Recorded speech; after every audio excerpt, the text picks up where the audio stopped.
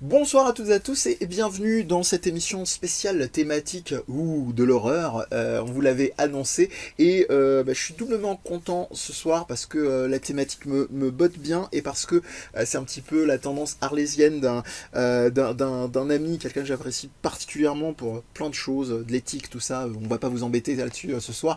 Que je souhaitais qu'il soit avec nous depuis un moment parce qu'il fait partie officiellement t'as les Avengers de l'équipe de Je Game Moi Non Plus Reloaded, mais le hasard, l'enchaînement de la vie a fait que ça s'est pas fait jusque là. Je suis avec Yannick Tassan. Salut Yannick. Salut Mehdi. Très très heureux effectivement que tu sois parmi nous et en plus on va parler d'un truc en plus de tout ça qui nous tient vachement à cœur tous les deux, d'un jeu culte qui est Silent Hill 2, et on va le faire de manière à la fois dynamique parce qu'on va jouer sur les séquences de jeu. Il faudra pas hésiter aussi à nous dire sur le live si il y a un décalage, si vous nous entendez pas assez, si vous entendez trop le jeu, que je puisse régler ça en flux tendu, et on va analyser ça sous un angle spécifique qui est celui du sound design parce qu'il se trouve que je ne manque pas à tous mes devoirs, que tu es donc sound designer et non pas compositeur, parce que tu es exigeant, tu m'as demandé de corriger et je comprends tout à fait. Chez Dontnod, tu as travaillé entre autres sur des jeux en backup plus qu'actif sur Vampire et sur Life is Strange assez plus qu'intensément, on va dire, full-time job comme on dit. Voilà, je te laisse en dire un petit peu plus pour que les gens te resituent. Voilà. Eh ben oui, effectivement. Alors, je suis actuellement lead audio chez Dontnod. J'expliquerai à peu près ce que ça veut dire parce que c'est la confusion compositeur-sound designer est plus que classique et normale et attendue. Donc c'est pas un problème. Pour un peu d'historique, j'ai bossé sur Life is Strange en premier. C'était mon premier jeu shippé. La magie d'un succès comme Life is Strange, c'est quelque chose. Puis ensuite, Ouais. je suis passé sur Vampire. Et puis avec le temps, je suis devenu donc actuellement lead audio sur Life is Strange 2 et Captain Spirit, Oui. auquel j'étais pas lead, mais c'était la transition et j'aime beaucoup Captain Spirit, donc j'en suis très très fier. Ouais, j'ai beaucoup d'affection moi aussi pour ce jeu-là, surtout pour son aspect condensé. Peut-être on aura l'occasion d'en parler. Tu voulais peut-être rentrer plus spécifiquement sur la dénomination de lead sound designer pour que les gens Ouais, aient vraiment un cadre. alors pour faire simple, c'est sound designer, je pense que les gens ont entendu mille versions du terme, Oui. et que ce soit cinéma ou autre, bah, c'est toujours un peu différent. Dans le jeu vidéo, pareil, il y a plein de casquettes. Pour ma part, je suis ce qu'on appelle plus ou moins un technical sound designer, c'est-à-dire que je fais énormément d'implémentation. Jusqu'à il y a encore quelques temps, je faisais quasiment plus d'implémentation que de pur design. Pour faire la séparation, le compositeur, c'est une personne qui va simplement, entre guillemets, simplement, composer la musique. Elle Mm. fait pas forcément d'intégration, exception de petites boîtes Ouais. ou de certains compositeurs qui intègrent leur propre musique. Je sais que Olivier de Rivière fait Ouais. du moteur audio et ce genre de choses-là. Mon côté, c'était plutôt, surtout sur la Strange, la relation avec le compositeur qui était extérieur, lui écrire des pitchs, recevoir des fantastiques compositions, remixer tout ça, faire différentes versions et les intégrer. Donc ça, c'était le seul aspect de la musique que je côtoyais, entre guillemets. Et sinon, c'est sound design, implémentation dans les moteurs audio, moteurs de jeu, et diriger une équipe pour faire une DA sonore cohérente et fun. Ouais. Alors on y reviendra à une autre occasion, je préfère préciser, pour les gens qui vont nous regarder, nous écouter, vu que ça va être particulièrement important ce soir, sur la question du travail, notamment des points comme ce qu'on appelle les sons diégétiques, extra-diégétiques. J'espère, je touche du bois, que Yannick pourra être invité sur une nouvelle émission qui arrive très bientôt, qui sera du gros focus game design sous toutes ces coutures et vraiment appliquées, parce que ça c'est un truc qui me tient à cœur et il y a beaucoup d'émissions à droite à gauche qui ont une tendance un petit peu à parler, oui il faut bien avoir l'audace et la pertinence, au pire comme ça si je veux casser la gueule vous pourrez bien m'afficher sur la place publique, mais où malheureusement la question du game design suit pas forcément toujours et on parle un petit peu autour. Donc là ce sera vraiment avec des gens majoritairement je dirais à 90-95% de l'industrie, voire des domaines de la recherche comme les game studies, mais je vous en reparlerai en temps voulu. Donc on parlait de Silent Hill, je vais te poser une petite question, puis après Je pense que les gens trépignent, donc on va lancer le jeu. Quel a été ton premier contact alors? Question éventail, donc en 2 temps. Ton premier contact vraiment simplement en tant que joueur, et puis après, même si ça a dû venir quand même en commun, mais ton parcours de musicien, d'amoureux de la matière sonore, dans un deuxième temps, avec la Euh, série, et plus particulièrement le 2 dans un deuxième temps. alors c'est assez rigolo, j'ai une relation compliquée avec ce jeu. Et seulement ce jeu en fait. Je Ah, suis pas forcément je suis pas quelqu'un qui joue à des jeux d'horreur. d'accord. J'ai peur, donc Ouais, ça commence très très bien. Ça commence très très bien, mais j'ai joué 2 fois à Silent Hill 2. J'ai joué juste au tout début de mes études de sound design. ok. Et je faisais une formation qui était composition et sound design, et c'est le jeu qui, j'y reviendrai, m'a donné le déclic et qui m'a fait comprendre ce que c'était l'intégration et qu'en fait j'étais obsédé par le sound design. Il n'y avait rien d'autre à dire. D'accord. Ce jeu-là particulièrement est extrêmement intéressant en étude de cas et sur enfin, une demi-heure de ce jeu et on fait ah bah ok on comprend le job mieux que je pourrais l'expliquer je pense. Et la deuxième fois, c'est bah, bien plus récemment, puisque je me suis mis à jour pour cette émission, avec plus d'expérience. Donc j'ai pu y jouer avant d'être sound designer, Ouais. et après avec plusieurs années d'expérience dans les pattes. Et c'est une expérience complètement différente, mais extrêmement intéressante. Et donc j'aime vraiment beaucoup ce jeu parce qu'il m'a fasciné très tôt, quand j'ai commencé à toucher au son, et aujourd'hui c'est encore pire. Il se tient bien. Il se maintient bien, clairement. La flamme ne s'est pas tarie, bah c'est cool. Et puis ton approche, je pense qu'on n'aurait pas pu rêver mieux pour une émission. On n'arrête pas de tourner autour. N'hésite pas si tu as des compléments, tandis que je vais faire effectivement la transition sur le jeu, parce qu'on en parle, mais il y a des fois beaucoup trop d'émissions qui font un syndrome McCain et qui en parlent sans en manger.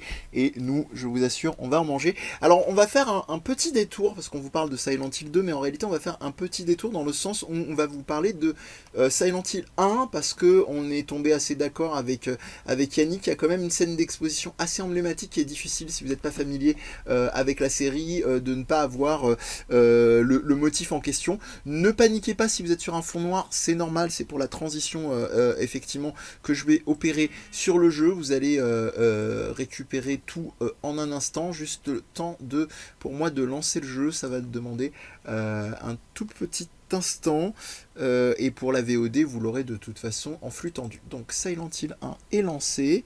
Ah, on va voir si je récupère le Normalement, son. normalement, oui, tu devrais l'avoir, parce que j'ai fait le choix de le mettre effectivement par le biais Parfait. de mon micro, donc a priori il n'y a pas de raison. Et je vais voir donc plop plop plop, donc on n'aura plus besoin de euh, hop, voilà. Et petit test. Et je compterai sur vous pour le feedback visuel, cette fois-ci, et audio, par rapport à nos voix. Euh, Ah, Konami. Alors, ah oui, juste un autre. Ouais. Normalement, tu devrais entendre de ton côté. Yep. Super. Et je compte sur le chat, tandis que je vais chercher un petit élément, pas très loin.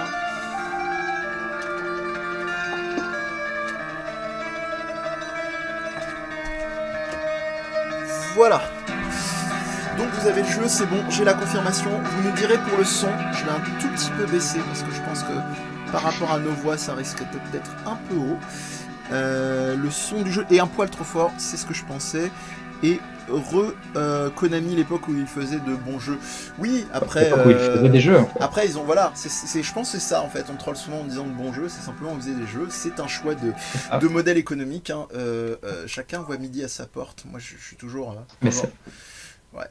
je partage la tristesse quand même. Ah bah complètement, je pense qu'on est tous... tu sais, ici il y a un gros pool de fans de Suikoden, donc t'inquiète pas, on est bien en PLS depuis des années, mais heureusement on a eu Ouais. Eluden, mais je digresse. Sinon, sachez que Suikocast, c'est tous les mercredis à 21h, encore une émission merveilleuse de plus. Je commence en normal. Alors, je suis content d'avoir un petit peu retesté le jeu, et d'ailleurs, je ne sais pas si... Je vais un petit peu me taire quand même pour la scène d'exposition. On va vous pitcher, n'hésite surtout pas, un tel un commentaire audio à Je rajouter. récupère pas énormément le son là, donc en soi, je vais surtout préciser un truc qui est D'accord. bête, mais je préfère le préciser. Au fur et à mesure, je vais peut-être parler comme un gros nerd du son. N'hésitez pas à me demander d'expliquer. Je suis pas clair parce que je me perds un peu parfois dans mes explications. Donc c'est la première chose. Je connais très peu le premier Silent Hill. Je me souviens avoir fait des cauchemars quand on me l'a montré la première fois, je pense. Ça Mais peut euh, s'entendre. Mais c'est déjà assez incroyable de poser un mood aussi vite. J'adore particulièrement la scène d'intro de Silent Hill 2 là-dessus, mais c'est assez magique. C'est complètement dingue, ouais, encore aujourd'hui. Alors, est-ce que je vais galérer? Pas trop galérer. Ah, oui, non, c'est bon. Ok, très bien. J'ai eu peur j'ai eu peur pendant un instant parce que le stick analogique ne répondait pas. Je pense qu'il doit y avoir des fonctionnalités sur l'émulateur qu'il faut calibrer pour avoir le stick analogique. Alors, continuons. Euh, Premier élément, je vais peut-être un peu te le voler et probablement que tu avais prévu d'en parler. Euh, alors, on va laisser passer effectivement l'ambiance qui continue de se poser. Cheryl? Is that Cheryl?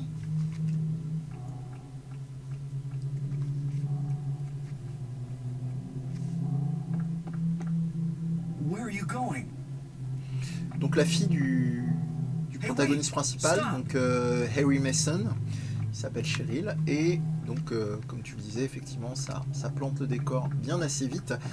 Et comme je te disais, je te vole un petit peu, hein, je suis pas cool, hein, j'ai des super invités, je leur vole potentiellement ce qu'ils pourraient dire spontanément d'eux-mêmes.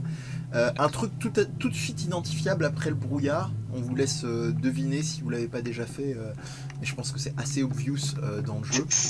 C'est fou comme ça arrive vite dans celui-là. Ouais, C'est hyper intéressant en fait la différence d'approche. Ça mériterait en soi, enfin, des gens bien plus qualifiés que moi pour parler des différents Silent Hill et des différentes approches, mais il y a quelque chose d'assez génial. ouais. Le 2 est bien plus cinématographique là-dessus. Oui, oui, complètement. Après, il y a l'effet waouh, même si elles sont très très chouettes dans le 1 déjà, mais des cinématiques qui faisaient un effet buff. Donc, ambiance. Et est-ce que chez vous, vous avez deviné, au niveau en termes d'ambiance, qui au-delà du brouillard pouvait un peu poser un spoiler, hein, ça a un lien très fort avec ce dont on parle ce soir. Donc des espèces de carcasses d'animaux, on sait pas trop et compagnie. Histoire que ce soit interactif, hein, on compte sur vous.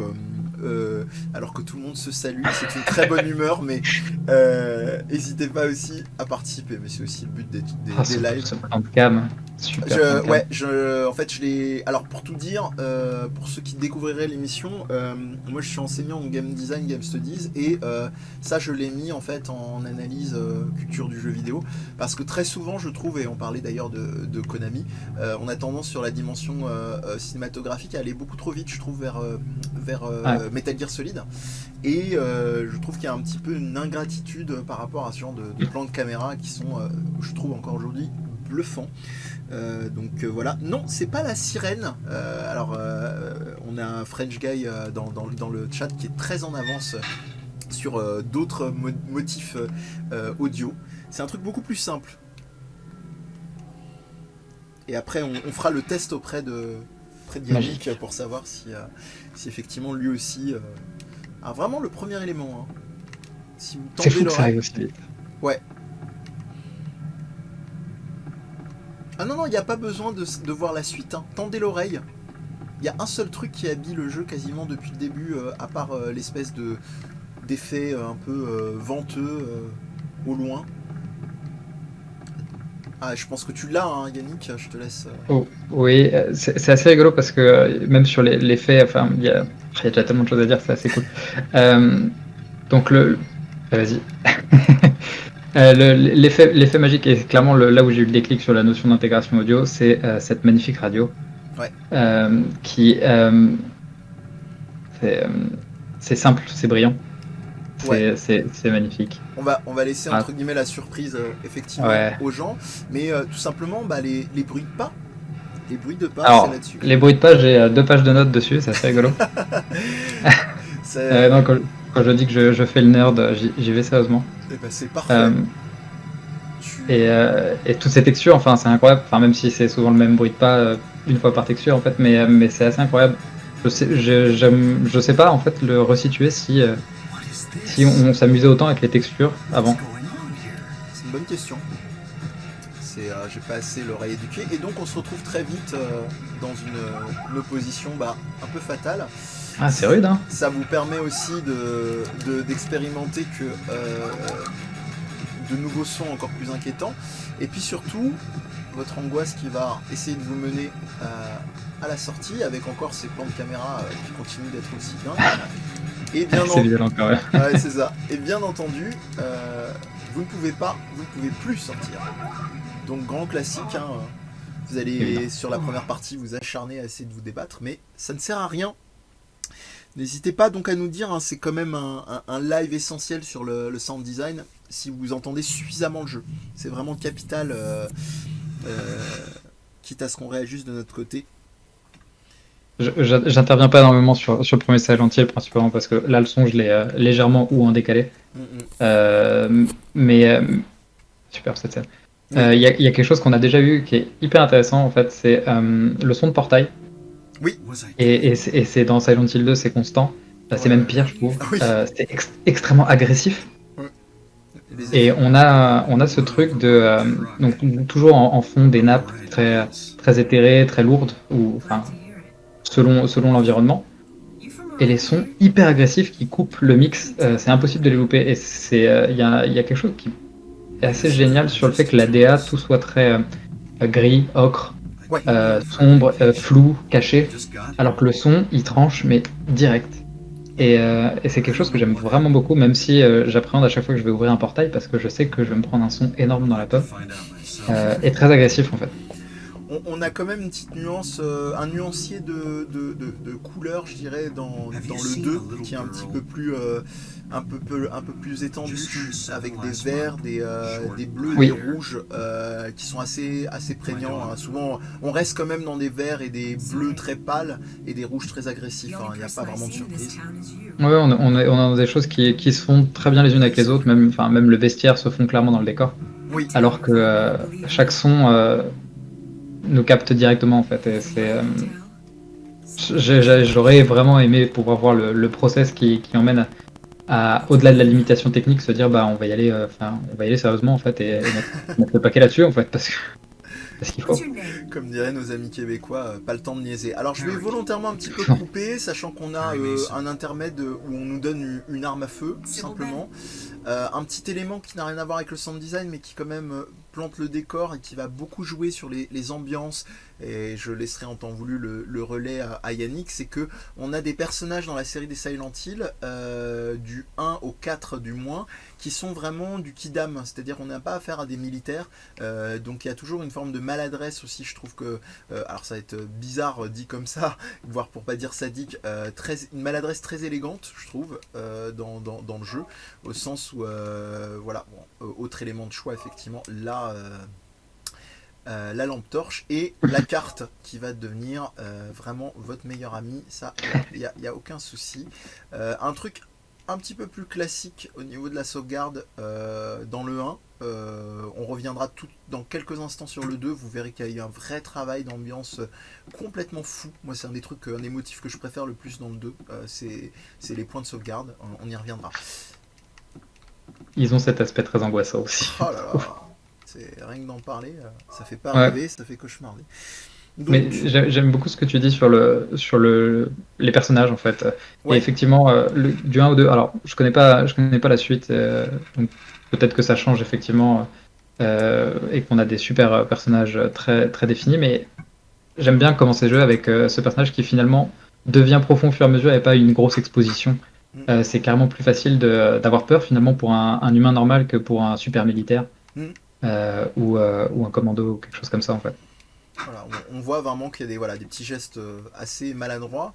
Je vais pas m'étendre parce qu'on va arriver effectivement au tournant qui est indiqué par cet objet. Vous allez assez vite comprendre, au-delà du fait qu'il soit très repérable, qui est, on y reviendra aussi sur Silent Hill 2, qui est là.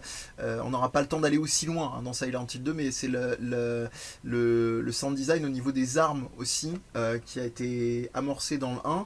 Et je trouve qu'il y a un truc assez... Alors c'est très curieux, je sais pas si tu l'as observé, mais il y a un mix dans les armes, notamment les armes à feu, qui est à la fois entre un truc extrêmement réaliste, on se rapproche vraiment de son d'une arme à feu, et en même temps, il y a un truc où on est... Arcade.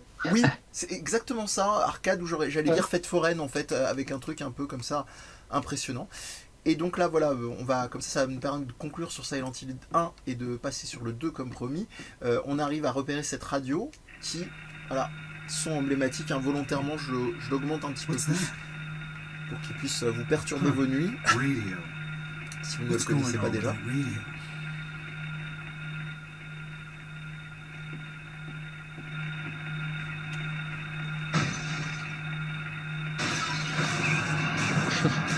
Et Je ramasse des radios avec un couteau Voilà. dans la main. attaque massive, on va passer aux choses sérieuses. Ils sont assez... This is not a dream. What's happening to this place? Voilà. Et alors c'est génial, parce que là, du coup, si vous êtes à peu près timé en réagissant plus ou moins correctement, je vais rebaisser de nouveau le son du jeu, vous avez... j'adore le fading, en fait, qui est hyper emblématique, et croyez-moi, on va en manger sur ce qu'on va discuter sur Silent Hill 2. Ce sont ces sons métalliques. On vous parlera des influences aussi de Yamaoka, qui est le compositeur sound designer, et il y a vraiment cette obsession dans les transitions visuelles accompagnées du son. Il y a une vraie harmonie, qui est une synergie même plus qu'harmonie, qui est à l'œuvre, et on a toujours effectivement ce truc au lointain, métallique, percu, voilà, un truc toujours impactant et souvent sale. Ouais, c'est plus que bien dit. Le côté sale du son est assez génial si on exclut, encore une fois, l'aspect technique de l'époque, parce que Bien sûr. forcément, je sais pas, j'ai pas les specs de la console en question, mais niveau son, enfin, on part du principe que là où il y a le moins de place, c'est pour notre pomme, hein, de toute façon. Donc, réussir à faire rentrer autant de pistes différentes, je pense notamment aux deux musicales, enfin, C'est fou. Hein. différentes, plus toutes les voice lines, toutes ces choses-là. Et effectivement, on a une compression sur beaucoup de sons qui sont déjà à la base faits pour être crado et qui gagnent vachement en fait, qui sont vraiment dégueux après. Et ça marche super bien sur la DA en fait. Ouais, bah pareil, pas grand chose à rajouter. Et là donc on est comme ça, alors il faut vous recontextualiser, hein, c'est-à-dire des survival horror avec un aspect d'exploration aussi poussé à l'époque, ça n'existe pas. Vous balancez comme ça dans le grand bain après une confrontation, vous en prenez plein la gueule, parce que dans le 1, vous allez voir très vite hein, que par rapport au 2, dans le 1 ça arrive très vite, mine de rien. Ouais. Vous vous faites bolosser par les gamins au début, vous vous faites attaquer par l'espèce de ptérodactyle juste là, et vous allez voir, et juste après on passera à Silent Hill 2, que cette fameuse radio, elle n'est pas là juste pour faire joli. Je vais vous inviter encore une fois, comme d'habitude, à tendre l'oreille. On va y arriver. Voilà. Donc le fameux son, extrêmement strident et désagréable au possible, mais c'est pour la bonne cause, apparaît à proximité des ennemis. Voilà. Et donc, en plus, voilà, je vous épargne la latéralisation du son parce que on a vraiment, et encore, hein, là je suis pas en mode ensemble son installé et tout, on a l'arrivée effectivement des ennemis.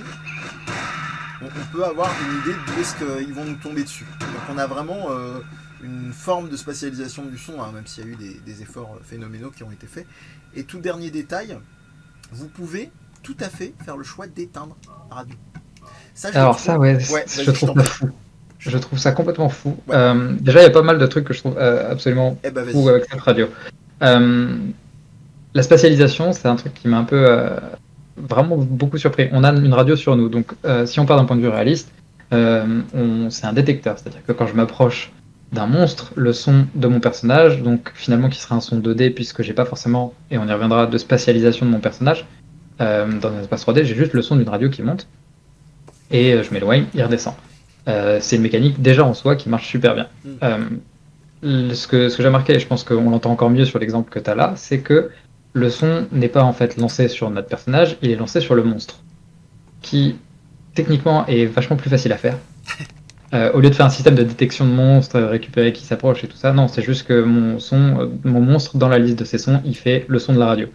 Donc c'est très rigolo, mais ce qui fait un effet assez étrange, c'est-à-dire qu'effectivement j'ai une leçon de ma propre radio qui est dans ma poche, qui se déplace autour de moi C'est ça. quand le monstre se déplace. Et ça marche bien. Et j'aime beaucoup cette idée de dire, voilà, le réalisme, c'est ça. Euh, Ce son-là devrait se comporter de telle manière, mais c'est pas forcément ce qu'on a envie de faire. Mm. C'est pas ce que je veux apporter, et finalement, accepter de renier un peu de réalisme pour apporter un élément gameplay fort et iconique maintenant. J'aime beaucoup ce parti pris. Euh, c'est toute une. La différence entre le réalisme et la crédibilité, en fait, c'est. Oui, Enfin, je sais que tu, je sais que tu aimes quand je dis cette phrase, mais en gros, le sound design, c'est créer quelque chose de crédible, mais de mieux que la vraie vie. Parce que la vraie vie, la vraie vie, c'est chiant en fait. Enfin, le son dans la vraie vie, il est pas très intéressant.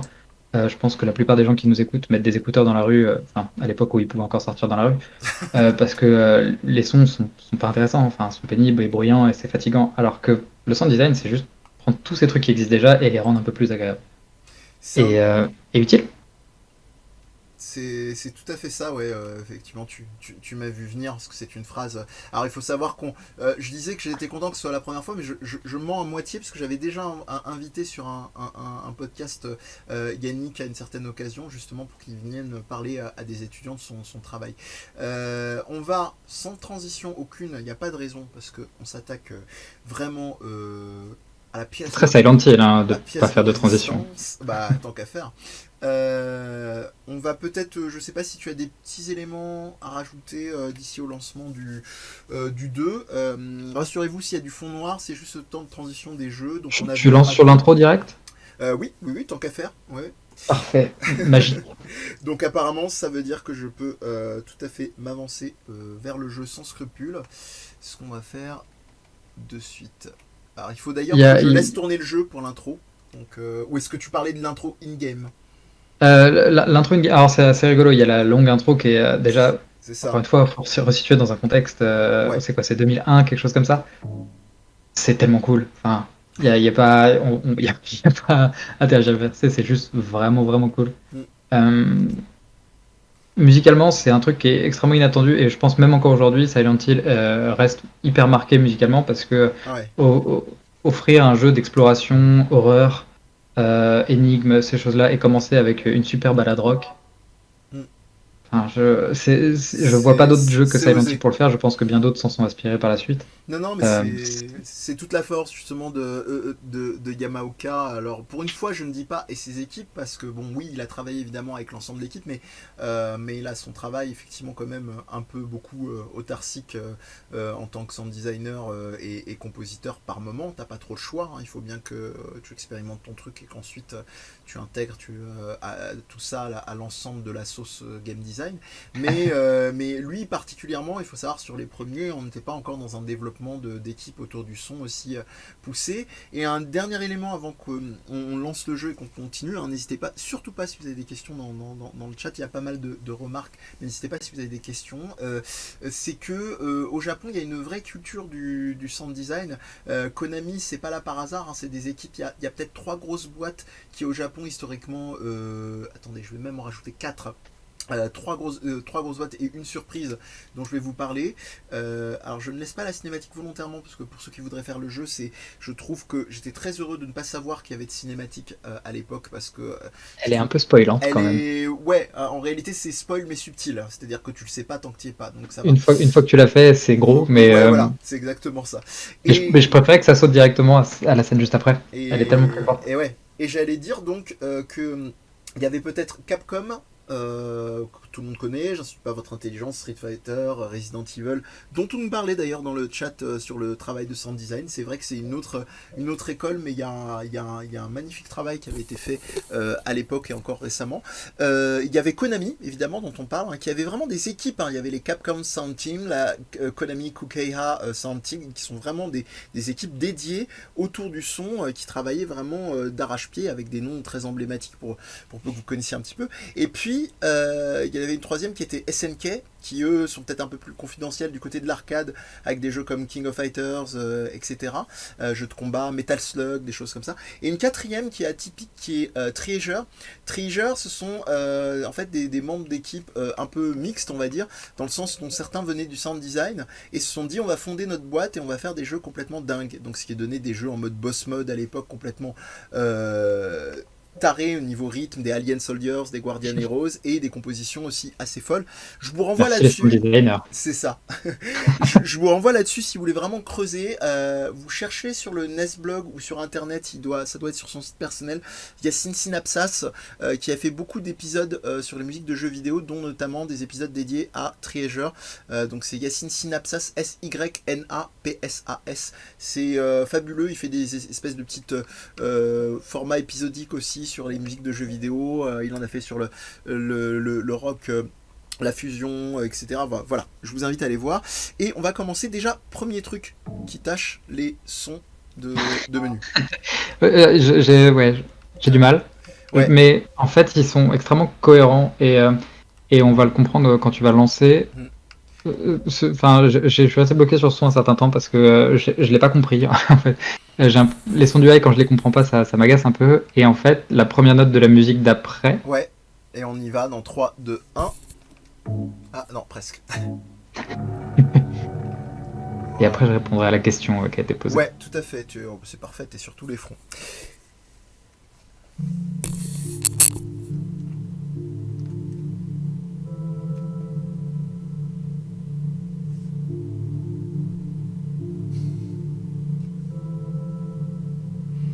J'adore. Ouais, tu es au courant. Alors attends, je laisse les gens apprécier. Hop. Tu es au courant du truc qui a été plus ou moins mis à jour ou remis à jour il y a quelques semaines, quelques mois, sur cette scène-là, précisément, que tu viens de voir? Non, du tout. En réalité, il y a un type qui s'est amusé à surexposer le niveau de la luminosité. Ouais. Et si tu surexposes, en fait, James te regarde. Il regarde le joueur. Ouais. C'est parce que ce jeu était pas encore assez terrifiant. Oui, voilà, c'est ça. C'est exactement ça. Allons-y sérieusement. Rapidement pour répondre à la petite question avant d'enchaîner. Donc la question c'était est-ce que c'est commun que le compositeur-compositrice soit également sound designer? Ça l'a été pendant très longtemps parce que en fait le sound design n'était pas une catégorie à part en fait. Globalement, il fallait que quelqu'un fasse des bruitages et c'était souvent le même moteur pour faire la musique que pour faire des bruitages parce que la puce, le chipset, ce genre de choses là, donc la personne qui le connaissait, c'était soit ça, soit un prog et donc il fallait que quelqu'un le fasse de toute façon, ça revenait souvent au compositeur. Ça a vachement évolué. Au Japon actuellement, enfin en tout cas en Asie globalement, je sais pas encore exactement ce qu'il en est, mais j'ai l'impression que de toute façon on a été obligé de suivre parce que les jeux sont devenus plus gros, des spécialisations. Et quand on voit toute la musique qu'il y a aujourd'hui dans les jeux, en fait, les compositrices ont déjà bien assez de travail. Mais c'est encore quelque chose qu'on trouve de toute façon dans les petites équipes. Si vous prenez, par exemple, je dis une petite bêtise, mais Hades, donc ça doit être Darren Korb qui est directeur audio dessus. Darren Korb, parce qu'il n'a pas assez de casquettes, il est donc compositeur, directeur audio, sound designer, et il fait 3 personnages dans le jeu en doublage. Allez. Parce que oui, dormir pour les autres. C'est ce que j'allais dire. Il lui restait 1 ou 2 heures de sommeil. Il s'est dit bon. Voilà. Osef. Et il a fait sensiblement ça sur tous les jeux Transistor, Bastion, tout ça. Donc c'est encore quelque chose qui est vachement le cas. Mais dans les grosses boîtes, beaucoup moins. Voilà. Et autre truc à souligner, au-delà évidemment de la composition / musique d'ambiance, c'est il y a un travail fou au niveau du doublage, je trouve. Dans le 1, on était encore sur des moments d'instant un peu kitsch, je trouve, sur certains doublages. Le 2, bon, on est dans la stratosphère. Je le trouve inégal au début du jeu. Je trouve que James est en dessous au début du jeu. Mais plus on joue au jeu, plus on comprend pourquoi. Plus il a l'air paumé, en fait, mieux c'est. Voilà. Et ça m'a un peu surpris au début. Je trouve que Marie est fantastique. Ouais. Tous les autres personnages sont vraiment, vraiment très très bons. je trouve que le personnage principal est un peu en dessous au début, mais il s'améliore au fur et à mesure, et c'est le cas de tout le reste du cast. Par contre, ce qui est assez rigolo, c'est que j'ai fait un petit comparatif parce que j'ai récupéré la HD Collection là, avec le nouveau doublage. Faut pas faire ce genre de choses. Non, mais blague à part, vas-y, comme ça tu pourras en parler. C'est hyper intéressant. C'est intéressant parce qu'on sent que les technologies sont plus faciles à utiliser. On a plein de problèmes de reverb dans Silent Hill 2. On entend que parfois les prises sont pas forcément excellentes. Et puis on a beaucoup de compression sur les voix, bien sûr. D'accord.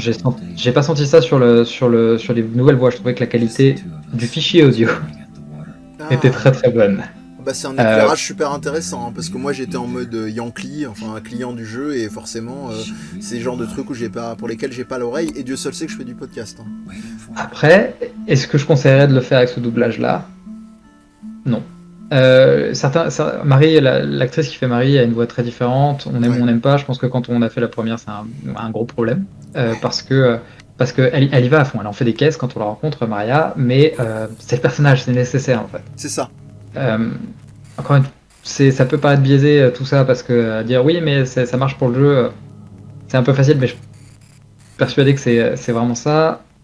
James, c'est pas vraiment bon, je trouve, dans le nouveau doublage. Et un des problèmes qu'ils ont, il faudrait que je réécoute pour affirmer ça, mais quand notre personnage court, donc il va être essoufflé.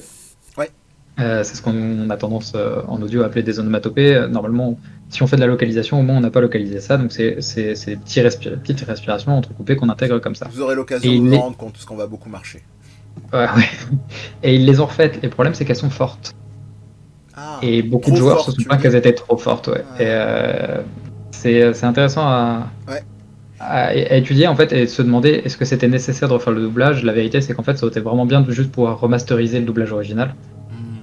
Mais je pense que tout le monde sait à peu près que retrouver les fichiers originaux dans une boîte de jeux vidéo. C'est ce que j'allais poser, deux questions. Une vraiment de néophyte, c'est est-ce que c'est faisable et jusqu'à quel point de qualité. Bon, après ça, la technologie faisant, je pense que ça dépend où on a perdu en fait. Si on arrive à remasteriser les Beatles, on peut peut-être pas trop mal se démerder avec ça. C'est ça. Et tu soulignes un deuxième point qui est dramatique dans le jeu vidéo, même si on en rit nerveusement. Effectivement, c'est les conservations de masters, quels que soient effectivement les items code ou global ou sound design. Ouais, ça se perd. Enfin, il y a toujours des histoires assez folles de j'ai perdu la disquette avec le code source et quand on est extérieur à une boîte, on hallucine et en fait quand on est en interne, on se dit oui, non, ça peut arriver. Alors, je peux te répondre cette fois-ci, moi, Babar, j'aurais jamais cru dire ça face à Yannick, vu que simplement parce que c'est pas mon métier, parce que j'adore son travail, hein, excusez-moi. Je te l'accorde. Excusez-moi son fanboyisme, mon fanboyisme envers Yannick, et Yamaoka aussi, hein, faut pas charrier, mais ce que je veux dire, c'est que, oui, c'est vrai l'histoire, alors milliards non, mais il y a, j'ai plus le chiffre en tête, je te renvoie, elle a été mise à disposition, elle était uniquement sur le Gamecube Premium, si tu cherches sur la chaîne d'Afterbeat, tu trouveras une émission dédiée à Akira Yamaoka qu'on a, j'ai eu la chance de pouvoir l'enregistrer. En fait, j'ai participé à la coécriture et en mode assistant réel express, on va dire, avec Valentin Duclou, un des deux membres d'Afterbeat, et on avait été effectivement à Londres pour interviewer avant un concert Akira Yamaoka, et c'est vrai, cette histoire effectivement de la bibliothèque de son de pas. Je t'embête juste, est-ce que tu peux revenir en arrière pour un seul truc? Oui, bien sûr. C'est très très bête, mais remonte sur la zone précédente. Ta voix et mes commandes. Et je m'éloigne. Est-ce que tu peux donc partir de là et partir vers l'ouest, s'il te plaît? Ah, pardon, vers l'ouest. Alors à gauche, pardon, à gauche, ouais. En fait. Oui, pas de problème. Ah, et il y a quelque chose que j'aime vraiment beaucoup et qui m'a bien fait psychoter, c'est les sons de pas en général, si on garde toujours la même perspective pour une caméra sur un personnage, on va pas s'embêter forcément à les spatialiser, puisqu'en fait notre distance et notre position caméra-personnage reste finalement toujours la même. Vous prenez la plupart des TPS par exemple, caméra elle est ancrée, on tourne autour et puis on n'a pas forcément de distance dynamique à quelque chose près. Ici on a des caméras qui sont complètement folles. Et donc si on revient en arrière, on a un moment une caméra qui est très très loin et c'est la première fois que d'un coup les sons de pas du personnage qui sont extrêmement présents parce qu'on a quasiment pas d'autres sons à ce moment-là, disparaissent. Et ça m'a fait un effet très très bizarre, c'est que soudain j'ai eu plus l'impression que c'était une caméra, mais qu'il était observé de loin en fait. C'est assez rigolo. C'est-à-dire que soudain, ils sont très très très très atténués. La courbe d'atténuation, elle est vraiment sèche là-dessus. Et en fait, quand il est bon, on a plus ces sons de pas. Et d'un coup, on a l'impression que oh, est-ce qu'on l'observe? Est-ce que enfin, et on est encore sur ce truc de joueur qui observe le personnage. C'est assez rigolo en fait. Eh bah écoute, je te remercie déjà pour être là, je te remercie parce que je n'ai jamais vu cette zone, L'espace là-bas. alors que ça fait des années que je refais, alors régulièrement quand même pas, mais j'ai dû bien le faire une dizaine de fois en fait, Silent Hill 2. Et je n'ai jamais vu cette Il y a un zone petit truc écrit, je crois en plus, oui, comme quelque chose comme ça. Ouais, il y a un welcome et... Ouais, ouais. ouais, ça fait peur. Punaise. Et bah écoute, génial. On Ah va voilà, continuer. désolé pour l'interruption. N'hésite surtout pas. Le code des sons de pas m'intéresse beaucoup parce que, enfin, il y a beaucoup de textures dans le jeu. Mm. Je pense que quand on est sur la même texture, on va pas me faire croire qu'il y a plus de 9 variations pour le concrete parce que je les sens pas en tout cas. Ouais. Et j'espère dire une connerie. Mais c'est Après, un peu frustrant pour moi. il englobe les pas simplement sur Ouais. la même matière. Donc je pense que ça... Alors peut-être qu'il y a une forme d'exagération parce que le Non, personnage mais est assez excentrique aussi, hein, Yamaoka, je pense. Hein, mais ça tient si on prend les différents personnages, les monstres, le bestiaire, les textures. Déjà, ça monte vite, hein. Enfin, à 13 répétitions minimum par texture, dans un jeu actuel, je ferais à peu près ça. Je ferais par type de chaussure et par texture. Donc, quand je dis texture, c'est terre, béton, Ouais. métal. Je ferais je peux m'amuser à faire entre 13 et 20 sons de pas par texture, Ouais, bah c'est ça, ouais. On peut y être. par pompe, Mm. par personnage. Et long story short, c'est pour ça que j'aime pas intégrer les sons de pas. Parce qu'il faut un fichier Excel à côté pour se souvenir de ce qu'on a Putain. intégré, quoi. Oh l'enfer. Ok, d'accord, je commence à me représenter les arcanes du boulot. Alors là, je vais volontairement, surtout moi, me taire pour vous laisser effectivement le trajet, apprécier le trajet, si on peut appeler apprécier, c'est un bon terme, vous me direz après.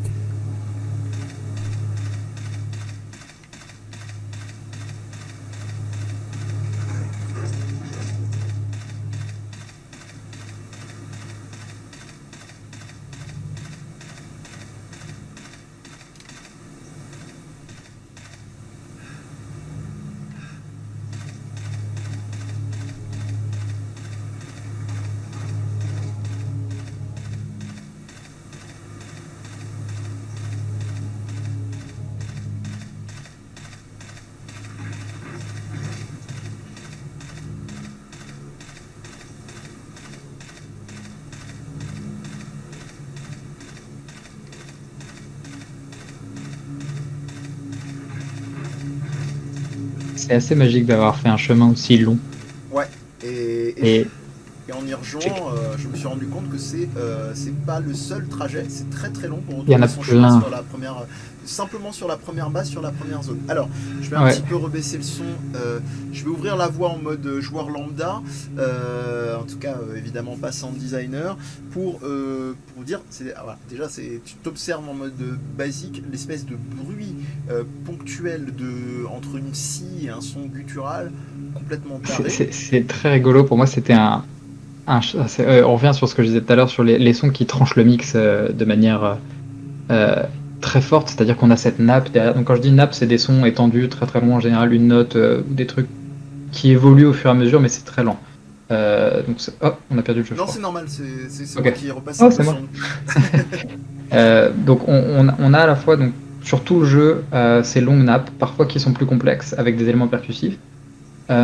Mais c'est quelque chose qui revient tout le temps. Si vous faites de la musique, de la MAO ou ce genre de choses-là, le synthé pour faire ça, le VST pour faire ça, c'est Omnisphere. Et je vous garantis que les presets, ils font exactement ce qu'on entend dans Silent Hill. Ok. Et je suis prêt à parier qu'il a utilisé Omnisphere la première version. Ce qui est assez génial. Et à côté de ça, on a les sons qu'on entend ponctuellement, espèce d'aboiement terrifiant, hyper plein de distorsions. Et c'est quand je parle de ces sons qui tranchent dans le mix, c'est ça. C'est-à-dire que on a ce côté très lent, long. On a littéralement un chemin pour profiter de cette bande sonore. Je pense que c'est un cadeau pour le sound designer, ce coup-là. Et d'un coup, on a ces sons hyper bruts. Et tout le jeu, on va avoir de différentes manières, en fait. C'est mon point de vue, encore une fois. Je suis pas forcément la plus grosse autorité pour parler de ça. Mais on va alterner entre des choses très très douces et des choses hyper dures et violentes et crades, comme tu disais tout à l'heure, en fait. Ça va se répéter sur plein de choses, même sur l'enchaînement des pistes musicales, en fait. C'est assez surprenant. Et toute l'ambiance se fait là-dessus. Et ma partie préférée de ce jeu-là, et on peut en parler pendant des plombes, c'est on est en permanence en train de prendre le contre-pied en fait de ce qu'on attend d'un film d'horreur. Je parlerai du silence après parce que c'est hyper important. Mais à chaque fois que je m'attends à ce qu'il y ait du son qui monte ou quelque chose comme ça, en général c'est calme et d'un coup j'ai une musique, un thème très très doux. Et c'est complètement barge en fait. Et c'est ça tout le truc. Et je sais pas, ou alors si c'est le cas, je suis passé à côté, mais j'ai l'impression que personne s'est inspiré vraiment de ce truc de partir complètement à l'opposé de ce qui était attendu. Euh, pour un scénar qui coche pas mal des clichés de films d'horreur ou de personnages, le son va complètement au contraire en fait. Et c'est juste magique en fait d'alterner ce doux, dégueu tout le temps. C'est ça. Ouais, moi c'est un des trucs, je pense, qui m'a le plus. C'est même pas le classique ascenseur émotionnel. C'est encore plus subtil que ça. Et j'y reviendrai sur une séquence dont j'ai vraiment hâte sur laquelle j'ai hâte d'avoir ton opinion un petit peu plus tard, mais qui est pour moi on va dire le pinacle de cette alternance, comme tu dis, dégueu. Voilà, on va appeler ça comme ça. Ça fait un DD, un D au carré. Comme ça, on est bon. On revient au jeu. Alors, on arrive à mon petit péché mignon. Hein, j'augmente le son un petit peu pour donner un ordre d'idée. Alors, généralement, c'est ça qui est intéressant dans le sound design. Je parle sous le contrôle effectivement de Yannick Tassin. On a comment on appelle ça, on a plutôt une tendance à on parlait de Resident Evil tout à l'heure, ça tombe très bien, de French Guy Art dans le chat qui nous en parlait, qui nous disait le sound design est plutôt chouette, etc. Et dans Resident Evil il y avait un code assez classique qui est le code de la safe room. Le code de la safe room, c'est justement ce code sonore qui va faire qu'on va plutôt avoir une musique posée, soit avec lorsqu'on est dans des cordes un peu lancinantes, un petit peu tendues, mais on sait que c'est apaisant, c'est-à-dire cette idée où on a quand même ce cocon, ce truc autour de nous qui nous protège, voire carrément musicalement comme dans le 2, au piano, très posé, avec des nappes aussi, pareil là-dessus. Là, on a un autre délire, mais totalement. Donc on va vous laisser l'expérimenter, j'ai suffisamment teasé, et je laisserai donc Yannick le commenter juste après. On a déjà quand même l'entrée en matière, un puits, quelque chose dans le puits. Qu'est-ce que c'est ? Voilà, effectivement la question se pose. Je regarde ça, j'ai l'impression qu'on me triture l'intérieur du crâne. Bon, de mémoire, j'ai pas la version anglaise parfaite, mais ça doit être un peu plus élégamment dit. Je me sens bizarre. Et là, hop, un truc, hein, j'en parlais pour une toute autre raison un peu plus tôt dans la journée. On est quasiment sur du truc nietzschéen, quoi. Quand tu contemples l'abîme, c'est l'abîme qui te contemple, avec cet habillage fabuleux. Et puis je vais passer le flambeau à Yannick pour le. Déjà en termes d'interface, alors.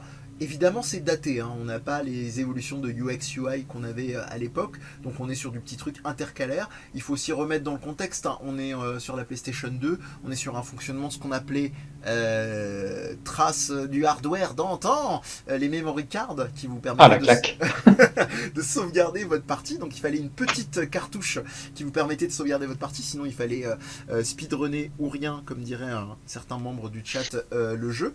Et vous avez effectivement ce visage de James en miroir, comme au début du jeu, avec le lieu où vous êtes, en l'occurrence ici la forêt, et le menu contextuel simple. Comme promis, je te rends la parole pour ce que tu as ajouté. Lourde tâche. Pas grand chose à ajouter en fait. Je trouve que ce menu parle de lui-même en fait. C'est assez génial. Je suis très content qu'ils aient gardé quasiment à l'identique sur la HD Collection. Ouais. Parce que forcément, donc, on a le soft PS3 qui prend la main normalement sur les sauvegardes. On avait le petit menu de sauvegarde, mais en fait, par-dessus ce menu, on a toujours un écran rouge qui part au rouge. Écarlate. Vraiment bien appuyé, écarlate, exactement, merci. Et le visage du protagoniste. Et c'est vraiment cool qu'il l'ait gardé sur une couche système. Je sais pas si c'était facile ou pas à faire, je sais pas comment c'est géré d'habitude, mais ça marche très bien. Et ce son qui est exactement l'antithèse de ce que tu disais, c'est-à-dire que je m'en vais sauvegarder, je suis content de sauvegarder. Ça me rassure, normalement ça veut dire que je peux partir après, et on m'envoie un son terrifiant avec une image terrifiante qui, je sais pas, enfin, je quasi digresse, mais le dernier jeu qui m'a fait cet effet-là en jeu récent, c'est Prey. Euh, Ah, Il y a certains pouvoirs qui ont des sons tellement violents et forts et que je voulais plus les utiliser en fait, ah merde. parce que j'avais peur de mon propre pouvoir. Le sound design est hyper impressionnant sur ce jeu et j'ai un peu ce truc-là avec les sauvegardes de, de Silent Hill, c'est ouais, je vais sauvegarder. Ouais, c'est vraiment parce que c'est vous. C'est Mais, vraiment parce que sinon je meurs. mais ouais, bah je pense que ça dit l'essentiel. Je reprends quand même, parce qu'on me disait que ma voix était un petit peu distante, donc j'ai rapproché le micro, et je répète vraiment sensiblement ce que j'ai dit, hein, donc ce côté construction du point de sauvegarde à l'opposé de ce dont on a l'habitude contextuellement et d'un point de vue sonore, donc qui va jouer plutôt sur des sonorités inquiétantes, à l'inverse des safe rooms qu'on pouvait avoir dans Resident Evil premier du nom, et même les suivants d'ailleurs. Et on arrive, je pense, à la pièce de résistance, le menu principal pour Yannick, première grille. Attention, pareil, est-ce que vous êtes prêts à... Alors on sent vraiment hein, qu'ils ont fait exprès de ne pas utiliser de l'huile, hein. Ça dure longtemps. Hein. Il n'y a jamais eu d'huile à Silent Hill. Voilà, on est vraiment sur du gros truc avec la grille qui retombe, quoi. Et Alors, toutes les grilles vont faire des sons similaires. c'est ça. C'est incroyable en fait. Enfin, j'aime beaucoup cette idée de vu qu'on est dans une perception de la ville. Enfin, pour les gens sans vouloir étendre sur le plot, si je veux pas non plus trop spoiler, mais la ville est lourde, la ville est crade, la ville est rouillée. Mm. Ouvrir cette grille, c'est une peine. Et c'est génial parce qu'en fait, il n'y a pas d'animation. D'ailleurs, j'étais assez surpris de voir que dans le premier, il y a une animation de grille qui s'ouvre. Ouais. Sur la première grille que tu pousses, ils ont animé la grille. On n'aura plus jamais ça Mm, mm. dans celui-là. Par contre, on a ce son chaque fois Ouais. avec ce petit fondu et tout va être aussi lourd et appuyé. Enfin, Allez. il faut faire quelque chose dans cette ville, il faut l'entretenir. Pour le plaisir du déplaisir. Un petit va-et-vient.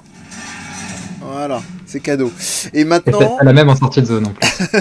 on arrive justement, ça tombe très bien niveau transition, à ce que tu as annoncé tout à l'heure, le D&D, hein, non pas le Donjon et Dragon, mais le doux et dégueulasse. Qui, Le nouveau aigre doux. voilà.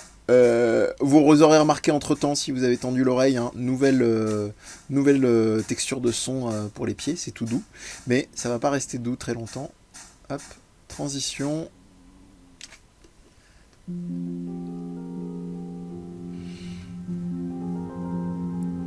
Alors je vous laisserai pas l'intégralité, hein, juste pour vous faire une idée du moteur graphique du jeu, mais je vous laisserai pas l'intégralité de la cinématique. Hein. Aussi pour des raisons de pouvoir autant aller vite que d'apprécier par vous-même, on espère, le jeu. Ou de le relancer. C'est un peu plus long que dans la version originale, hein, je précise. Hein, Oui. Je pense que ça doit être lié à l'émulateur.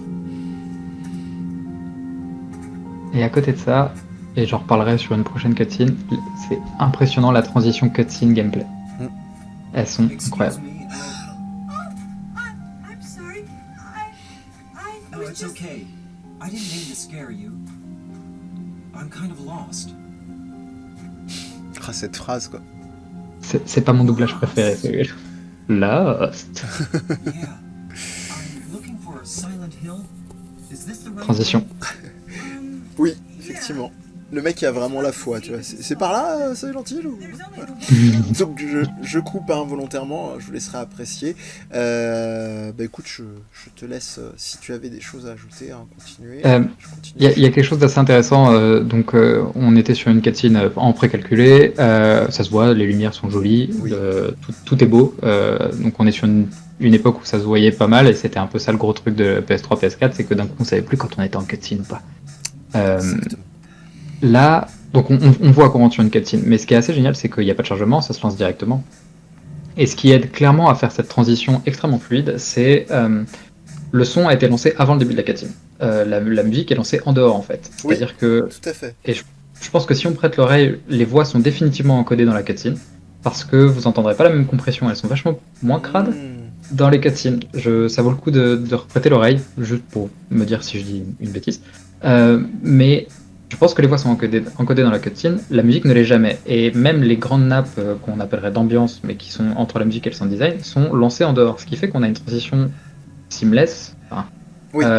à chaque fois, aller-retour, sans compter l'aspect graphique bien sûr, et ça marche extrêmement bien, et c'est pas forcément si facile que ça à faire. Pour aller vite, hein, le terme seamless, hein, c'est vraiment une interface globale dans l'idéal qui va faire que vous allez avoir des transitions fluides, voire encore mieux, dont vous ne vous rendrez pas compte. On n'a pas vu que les gens étaient devenus beaux d'un coup. Magique. Des Incroyable. visages. Mais là, je t'avoue, on dit ça, mais je trouve qu'avec le lissage effectivement de l'émulateur, il garde un cachet fou, quoi. C'est vraiment pas mal. Enfin, ce que j'aime beaucoup dans ce genre de jeu, et je pense que c'est quelque chose, je vais faire un peu vieux con en le disant, mais Je vais qu'on te a tendance à perdre, c'est ça sait ce que ça essaye de faire, ça fait que ça et ça le fait très bien. Hmm. On n'est pas sur ce truc Un où on va cahier rajouter des énormément de charges structure. impossible, ouais. Exactement. Par exemple, là, la mauvaise idée, ce serait de rajouter un système compliqué de craft. On le sait. Au hasard. Je prends ça parce que en général, c'est le craft qui prend. Ouais. Et ça veut raconter une histoire. Il y a tout plein de choses à reprocher à l'interface, le fait de Oui. devoir ouvrir le menu chaque fois pour utiliser un objet sur un puzzle.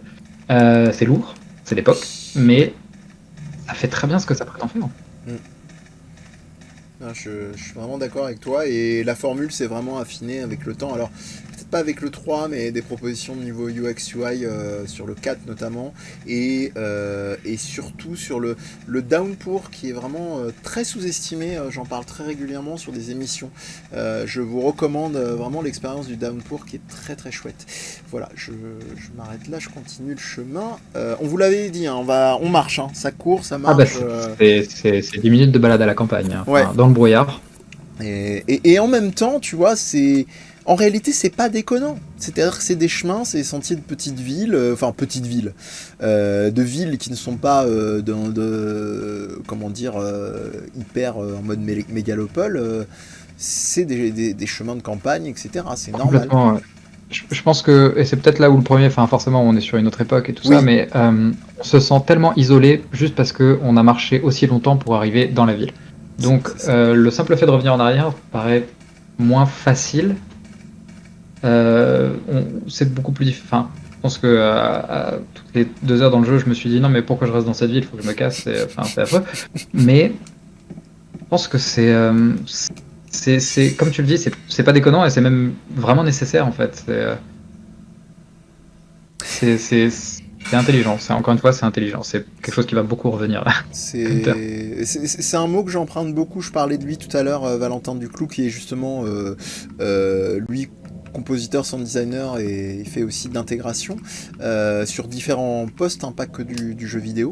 Et en l'occurrence, il utilise un terme que depuis je lui emprunte souvent, même au point d'essayer de un peu conceptualiser ça, même si ça peut être un terme piégeux, c'est le jeu est élégant. Enfin, moi je trouve que quand un jeu est réussi, très souvent, moi, je vais avoir tendance à utiliser le terme élégant parce que il y a une proposition qui ne se ment pas et qui va vraiment au bout de la chose, qu'elle se casse la gueule ou qu'elle réussisse tout du long. Et ça, Ouais, il y a une jolie honnêteté, effectivement. Oui. Et on nous fait la remarque aussi dans le chat, cette dimension si surprenante par rapport au titre d'aujourd'hui, de prendre autant son temps, d'exposer un jeu.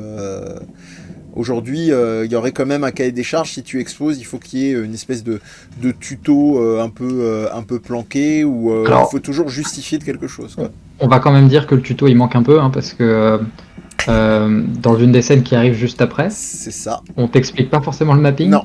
Et il est pas très intuitif, en tout cas pour aujourd'hui. Si tu commences avec Silent Hill 2, ça fait mal, hein, voilà. au sens propre. C'est quelque chose qu'on avait vachement à l'époque, je pense qu'on l'a toujours aujourd'hui, mais d'une manière un peu différente, c'est d'estimer que le joueur a un passif de joueur. C'est ça. Autant tu parlais du côté vieux con tout à l'heure pour les mauvaises choses, autant c'est vraiment bien que ça soit révolu et que chaque première expérience du jeu puisse laisser une... Peut être la première, ouais. Puisse laisser aussi de la place aux joueurs. Un truc magnifique, hein, mais même là on est vraiment sur un focus sound design, même si on s'autorise des petits éléments. Le mouvement vraiment pas fréquent à l'époque du visage qui regarde les objets disposés. Qui vous permet effectivement de savoir que sans forcément interrompre votre course, qu'il y a un item à proximité. Et d'ailleurs, pour rebondir là-dessus, et pour encore souligner l'élégance, j'aime beaucoup, du jeu, je sais pas si on l'a vu là, mais quand on a lancé la partie, quand on lance une nouvelle partie, on peut choisir 2 curseurs de difficulté. Oui. On peut choisir la difficulté des scènes d'action et la difficulté des énigmes. Et effectivement, les indices vont pas forcément être les mêmes. Si je me trompe pas, en difficulté plus simple pour les énigmes, les objets de toute façon brillent. Ouais. Sont affichés de manière beaucoup plus claire. Et rien que ça, en option d'accessibilité, c'est super. Pour l'époque, hein. Là où aujourd'hui c'est un truc qui est devenu un cahier des charges où on s'extasie sur un Last of Us 2 et à raison en termes d'accessibilité, mais ouais, pour l'époque, effectivement. Prends des risques. Tu fais bien de le rappeler.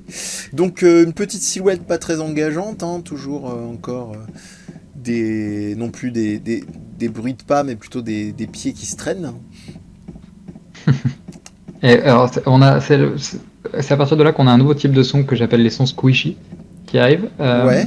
Jusqu'à présent, on avait donc Ah oui, je vois. les jolies nappes, les ambiances et ce genre de choses-là. Les sons très secs, plein de distorsions, les sons de pas, que je trouve de toute façon très très secs. On n'a pas forcément la techno pour faire de la reverb dynamique ou ce genre de choses là à l'époque, donc on n'y est pas. Les sons juste avant sur le chemin d'aboiements torturés, terrifiants. C'est ça. Et d'un coup, on a du squish dégueu, mais un nouveau type de dégueu. Et ça va caractériser nos ennemis Ouais. jusqu'à la fin en fait. Encore, si tant est qu'on puisse faire un nuancier, 50 nuances de sale, quoi. Voilà. 50 nuances de sale, j'aime beaucoup. Donc là, pour vous planter un petit peu le décor, pour ceux vraiment qui découvrira avec cette vidéo-là, on a aussi quand même un truc très, très fou en termes de façon d'être coupé littéralement du monde, parce que très souvent, quand on vous isole dans les jeux, c'est une maison, ce qui est le cas aussi dans Silent Hill 2, il y a des moments où on va être dans des lieux autrement plus clos, c'est cette alternance d'ailleurs qui est très intéressante, et ces moments où là on vous dit ah bah vous êtes bloqué dans la ville, tu vois, tu parles, je prends une bagnole, non, la route elle est coupée, coupée, littéralement. Et je pense que c'est pour ça que cette grille là, Ouais. c'est la pire grille. Mais je l'adore, je l'aime vraiment beaucoup. Quand je disais que je faisais un peu le nerd sur le son, voilà le genre de traumatisme que ça développe. Pire grille jamais. Mais tu disais oui, le fait d'être isolé, je pense que finalement toute cette balade qu'on a fait en extérieur, quand on sait en ayant fait le jeu une première fois ce qui nous attend en environnement oppressant intérieur et le temps qu'on va y passer, on va vite, ça va nous manquer rapidement en fait. Oui, alors qu'on s'en plaint, et c'est toute cette alternance, comme je disais, hein, on vous gâche pas trop l'expérience, mais entre justement ces moments où vous allez vous plaindre de vous dire mais je sais pas où elle est, je me fais dégommer, je suis en mode j'ai les miquettes et compagnie, et puis ce moment où quand vous êtes à l'intérieur, très vite vous allez avoir la sensation inverse, mais il faut que je sorte, c'est pas possible, etc. Donc c'est tous les Silent Hill, en tout cas, enfin tout. Jusqu'au 3 sur une logique classique sont construits comme ça. Le 4 a une proposition bien particulière que je vous invite à découvrir, qui moi avait eu un effet bœuf sur moi à l'époque, et sont construits comme ça. Alors encore une fois, hein, pour emboîter le pas à Yannick, ça c'est gratos, c'est cadeau, c'est un plan, c'est juste un plan de caméra pour le kiff, quoi. Complètement inutile, on aurait très bien pu simplement interagir qu'avec le truc. Non, c'est pour nous. Non. Allez, un petit peu de grille, de fence porn pour Yannick, j'ai augmenté le son. Voilà. Ah, la résonance, j'avais pas fait gaffe, parce que les autres... Elle est rude, hein. Ouais, dans les aigus. Autant les autres... Ouais. Et si y a des personnes qui veulent faire du sound design ici, je suis quasiment certain qu'on peut faire des sons bien crades comme ça avec la grille du four. Parce que, je suis d'accord. On partage l'amour de la cuisine et je suis tout à fait d'accord. Je pense que si tu cuisines un minimum. Juste avant de lancer le stream, je faisais ma remarque à quel point tous les sons que mon four fait pourraient clairement être dans Silent Hill, que ce soit le gros drone de base, genre et la grille. Enfin, alors attends, je ralentis un petit peu. Maintenant. Ouais, je ralentis un petit peu. Et là, ouais, toutes les grilles de l'électroménager, c'est un beau terreau, effectivement. Alors, on va se taire de nouveau. On vous laisse apprécier la séquence. Chaque fois, je regrette le mot apprécier.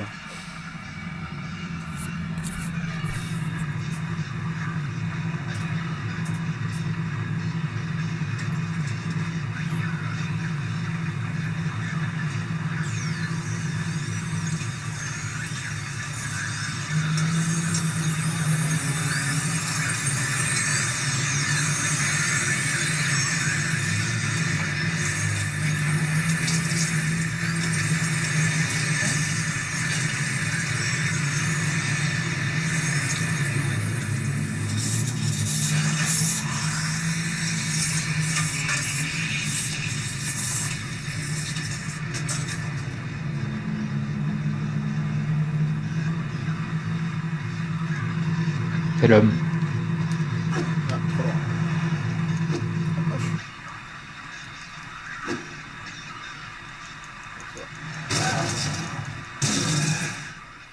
Is it dead? What the hell is it? Un petit peu galéré sur la distance, mais vous avez un petit peu l'ordre d'idée. Hein. Vous avez retrouvé, vous comprenez maintenant pourquoi est-ce que j'ai tenu à ce qu'on passe sur Silent Hill 1. Alors, peut-être rappelle-t-il de choses à dire. Hein. On va revenir à nos petites bouilles le temps d'analyser ça. Le motif de la radio qui est revenu, et puis des petites bricoles supplémentaires, cadeau bonus. Je te rends la parole. J'adore cette scène. C'est le moment où, comme tu l'as fait pour Silent Hill 1, je pense que si tu veux présenter Silent Hill 2, cette scène, c'est bienvenue. On a une radio qui est très très forte la première fois en fait. Elle est vraiment vraiment Ouais. forte. Elle est extrêmement oppressante et il s'agit pas juste d'un bruit blanc. On a tous ce jeu de fréquences donc c'est assez cool qu'ils aient fait une radio un peu plus complexe que juste un bruit blanc, mais qui va être couplé à la première fois qu'on entend vraiment, on l'a vu marcher avant, mais qu'on entend vraiment une des créatures, démoniaque au possible. Je saurais pas dire aujourd'hui comment ils ont fait ce son, mais c'est hyper intéressant et surtout, encore une fois, la compression rentre vraiment en jeu là-dedans. C'est crade, mais c'est vraiment bien fait. C'est du beau crade en fait. Ouais. Donc on a tout à cet endroit-là. Et puis on va avoir les premiers sons d'impact où on tape dans la bouillasse en fait. Donc tout tranche, on a toute cette élégance de background très très doux entre guillemets. C'est pas toujours le cas parce que c'est très indus. Oui. Ça pourrait être juste quelqu'un qui joue avec un archer sur une plaque de métal et après tape dedans pour une raison Qui nous échapperait, qui est la mais sienne. Osef, on est à Silent Hill. Hein. C'est un peu ça, je pense qu'il y a clairement quelqu'un qui fait ça en permanence, c'est Silent Hill. Mais au final, à cet endroit-là, tout ça semble vraiment bien. Et c'est fort. Je pense que les notions de mix à l'époque n'étaient pas forcément les notions qu'on a aujourd'hui. J'imagine. Aujourd'hui, on a plein de paramètres de dynamique qu'on connaît parce qu'on a eu des jeux comme Call of Duty où ça explose dans tous les sens. Mais là, on a un jeu qui fait du calme, et d'un coup, nous envoie tout ça. Et j'ai lu que c'était traumatisant pour certains à l'époque. Ça l'a été pour moi il n'y a pas si longtemps que ça. Parce que cette scène est terrifiante. Et il y a un espèce, par contre, ça m'a toujours perturbé le fait que ça se déroule et il se penche, il attrape la barre et il se tient pour lui en mettre une. Ok. Ça va pas été ma réaction, mais ok. Donc, cette scène est vraiment intelligente et on va enfin récupérer cette super radio. Oui. Et puis surtout ce bout de bois à clous, quoi. Ce bout de bois. Parce que c'est un peu indispensable. Bon, on va, je pense, un tout petit peu continuer l'exploration et puis arriver doucement sur un atterrissage que je pense que c'est toujours bien, quitte à en garder sous le coude et peut-être à revenir plus tard. Vous voyez, ce qu'on appelle Encore des pages de notes. J'imagine bien, mais sur ce coup, comme on dit, ce côté de reviens-y. Mais en tout cas, par contre, je dis, on fait l'atterrissage, mais mon cher Yannick, hein, si tu veux qu'on y aille plus, moi, il n'y a pas de problème. J'en ai encore un peu sous le coude. Alors, donc, ouais, on a aussi la transition du... En fait, on se casse. Et donc, là... Mais qu'est-ce que... Ouais. This thing broken?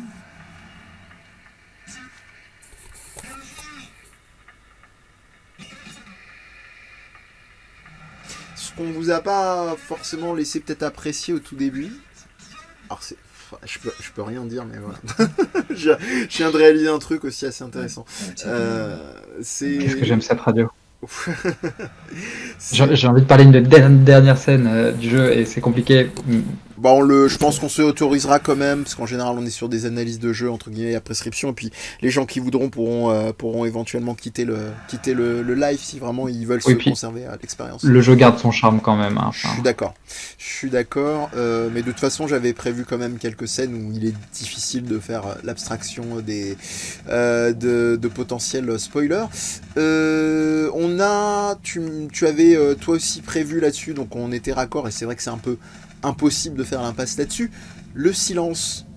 Voilà. Ah. Le silence est un son. Mais Ouais, le silence est un son tellement lourd dans ce jeu en plus. voilà. C'est quelque chose.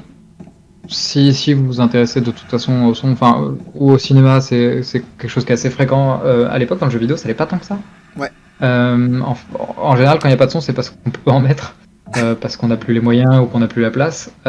Et puis, on a, encore une fois, ces nappes qui sont très, très, très longues, lentes, toujours spécifiques au lieu, sans trop me tromper là-dessus.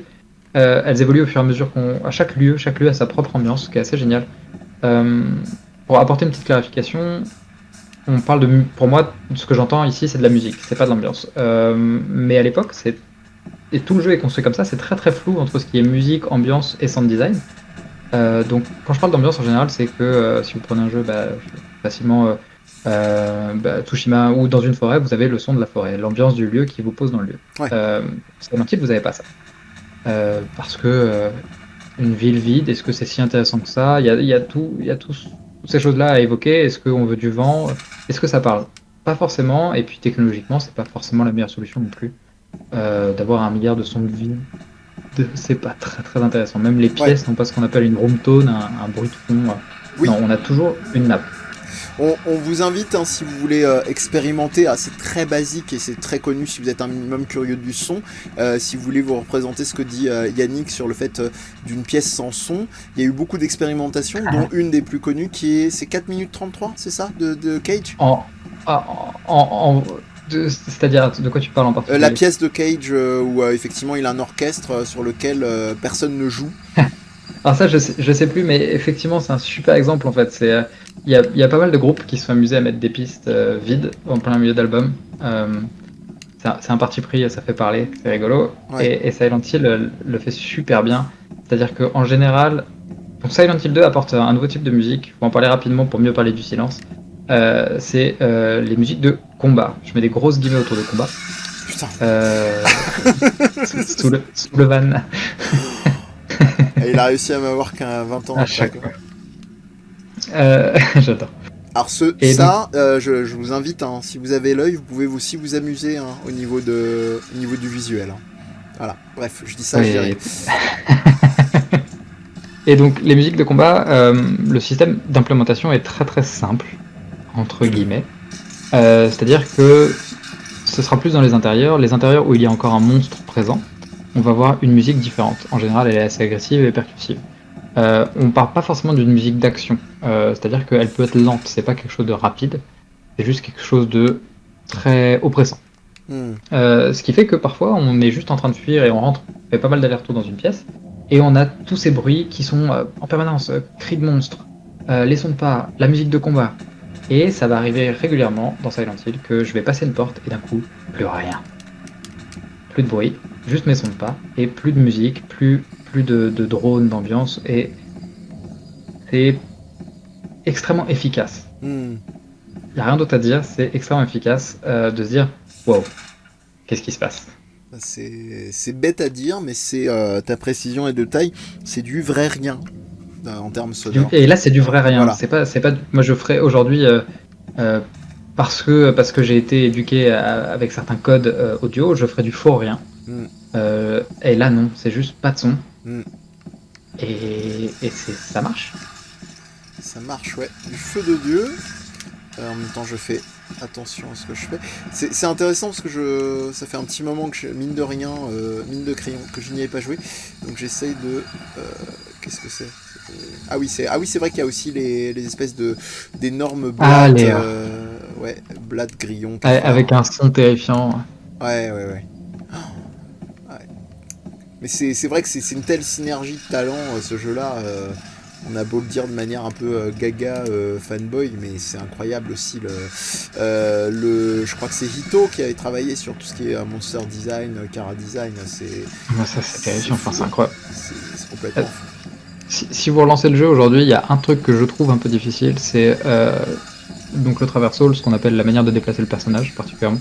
Alors petite nuance par rapport à ça, au début j'ai eu peur, je me suis dit vraiment je vais galérer comme pas permis, et il se trouve que dans les options, tu as le mode 2D. Voilà, exactement.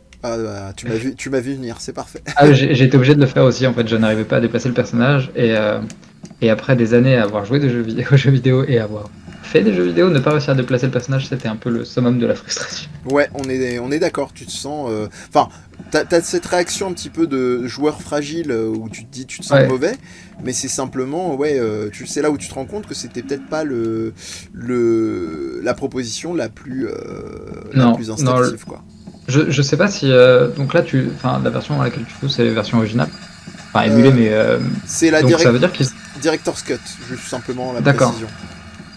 Donc ça veut dire. J'aimerais bien savoir, peut-être que des gens pourraient me le dire là, si c'était.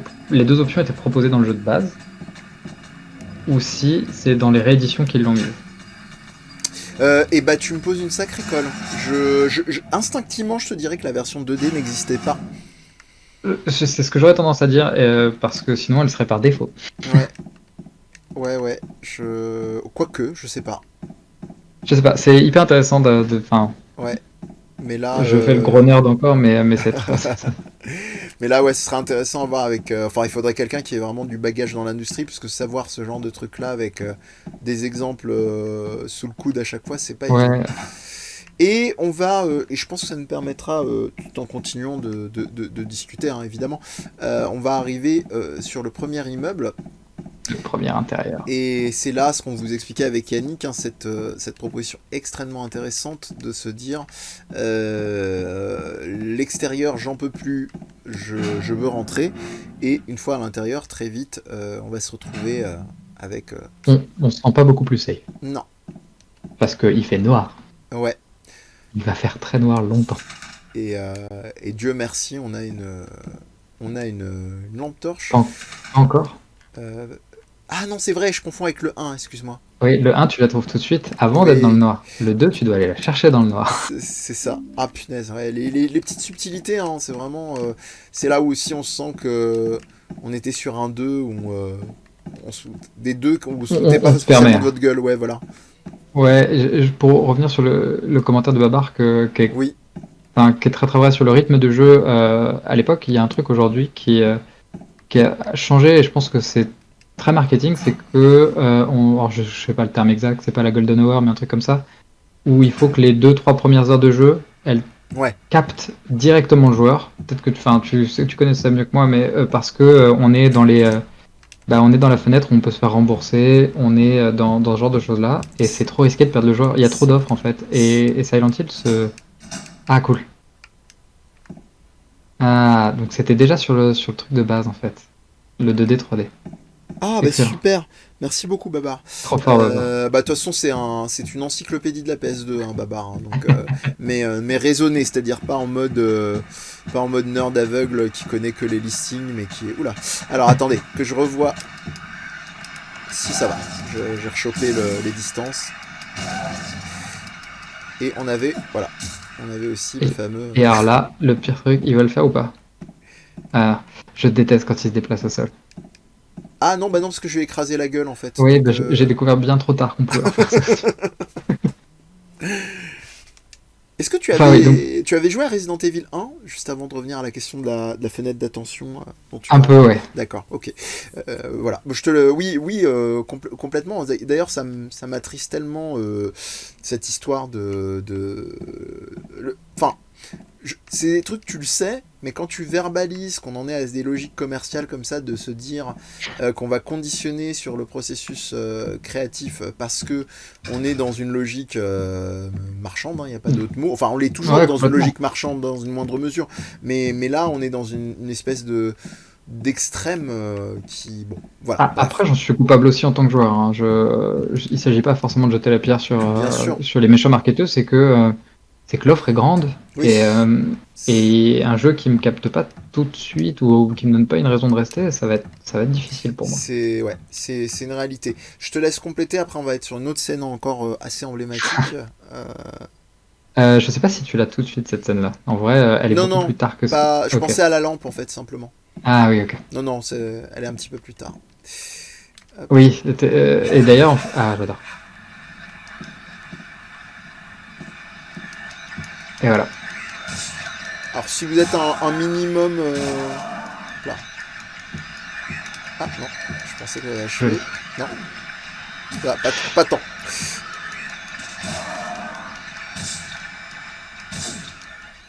pensais que ça l'avait achevé au premier coup. Voilà, ça c'est fait. Euh, J'aime bien l'alternance entre détruire l'espèce de mannequin de belle-mère là en mode surréaliste, Dada, et puis juste après, une machine à coudre. Et qui ne sert à rien, j'adore Et avec ce que je peux en faire. surtout. Tu allais dire, je crois, juste avant le. Je crois que tu parlais d'alternance de. Ah non, c'était juste avant, on s'est un peu perdu, mais je sais plus exactement le fait que j'étais coupable. Oui, non, on parlait du fait de la question de l'attention autour des jeux, parce qu'il y avait une grosse offre de jeux, mais voilà, après, il y a aussi le côté un peu pernicieux. Au-delà de ça, ça pourrait se penser autrement. Mais bon, ce serait une autre discussion. Les sons de porte aussi. Moi, j'ai toujours Super. été... ouais, avec...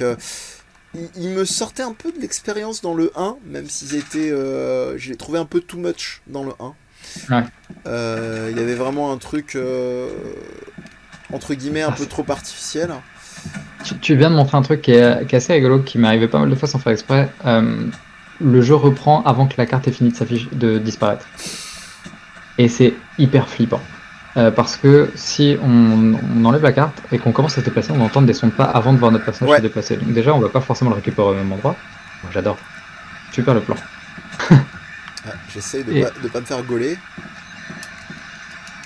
Et du coup, on entend les monstres en fait en permanence. L'autre truc qu'on va avoir aussi par rapport au son de porte, c'est que pendant un certain temps, si un monstre est présent et que tu rentres dans un nouveau lieu, même si on a un écran noir, le son va persister. Jusqu'à ce qu'on soit vraiment dans la nouvelle zone. C'est hyper intéressant parce que ça reste oppressant. C'est pas j'ai activé le bouton et c'est bon, tout va bien. On a vraiment l'impression qu'on est toujours en danger. Donc ça c'est bien fait. Ce qui est assez rigolo par contre, c'est que l'angle de caméra du personnage va changer et je pense que si ça déloade des choses, il y a pas mal de positions qui changent, ce qui fait qu'on a la position du monstre qui se téléporte. Donc si j'ouvre une porte, pendant l'écran noir, je vais avoir mon monstre qui passe complètement à gauche en général, ou selon l'angle, et parce qu'on revient à quelque chose à des positions du 0-0, ce genre de choses-là, sur une nouvelle zone. Donc ça s'entend, mais je pense que la plus-value est plus intéressante que l'aspect, je ne vais pas dire buggé parce que voilà, mais non conforme au fonctionnement initial. Je pense qu'ils ont dû y être exposés, qu'ils ont vraiment fait le choix de le garder, et moi j'ai un rapport à la fois masochiste à ça, parce que ça rajoute effectivement ce qu'on vient chercher, parce que quand on joue à ce genre de jeu là, on n'y est pas par hasard, on vient se faire peur, et d'autre part, sauf si on était forcé par un compagnon ou une compagne à jouer à ce genre de jeu là, c'est autre chose, ou un ami, mais dans le jeu aussi, il y a cette espèce d'ascendant, tu sais, quand tu as cet effet là que tu décris, on déplie la carte et le son de la radio continue, et où tu te dis au moment où j'ai déplié la carte, est-ce que j'ai vu le monstre dans la pièce ou pas? Oui. Et si tu l'as vu, tu te dis ok, je suis tranquille, je peux checker ma carte parce que le temps est suspendu, et je vais te faire ton affaire, tu vas pas me tomber dessus dans le dos. Si tu l'as pas vu, tu te fais putain merde. Voilà, déjà que je galère à trouver mon chemin. Donc on a des alternances entre la stratégie vis-à-vis des monstres, le pathfinding aussi, le fait de trouver son trajet, et c'est que ça en fait, ça revient à ta remarque de tout à l'heure, du fait d'être à l'extérieur, puis du fait qu'on se retrouve étriqué à l'intérieur, même dans le menuing d'une certaine manière, en complémentarité du sound design, on se retrouve avec ça. Donc c'est vraiment surtout le petit écran d'état du personnage. Oui, c'est vrai que on ne sort jamais finalement du jeu. Oui.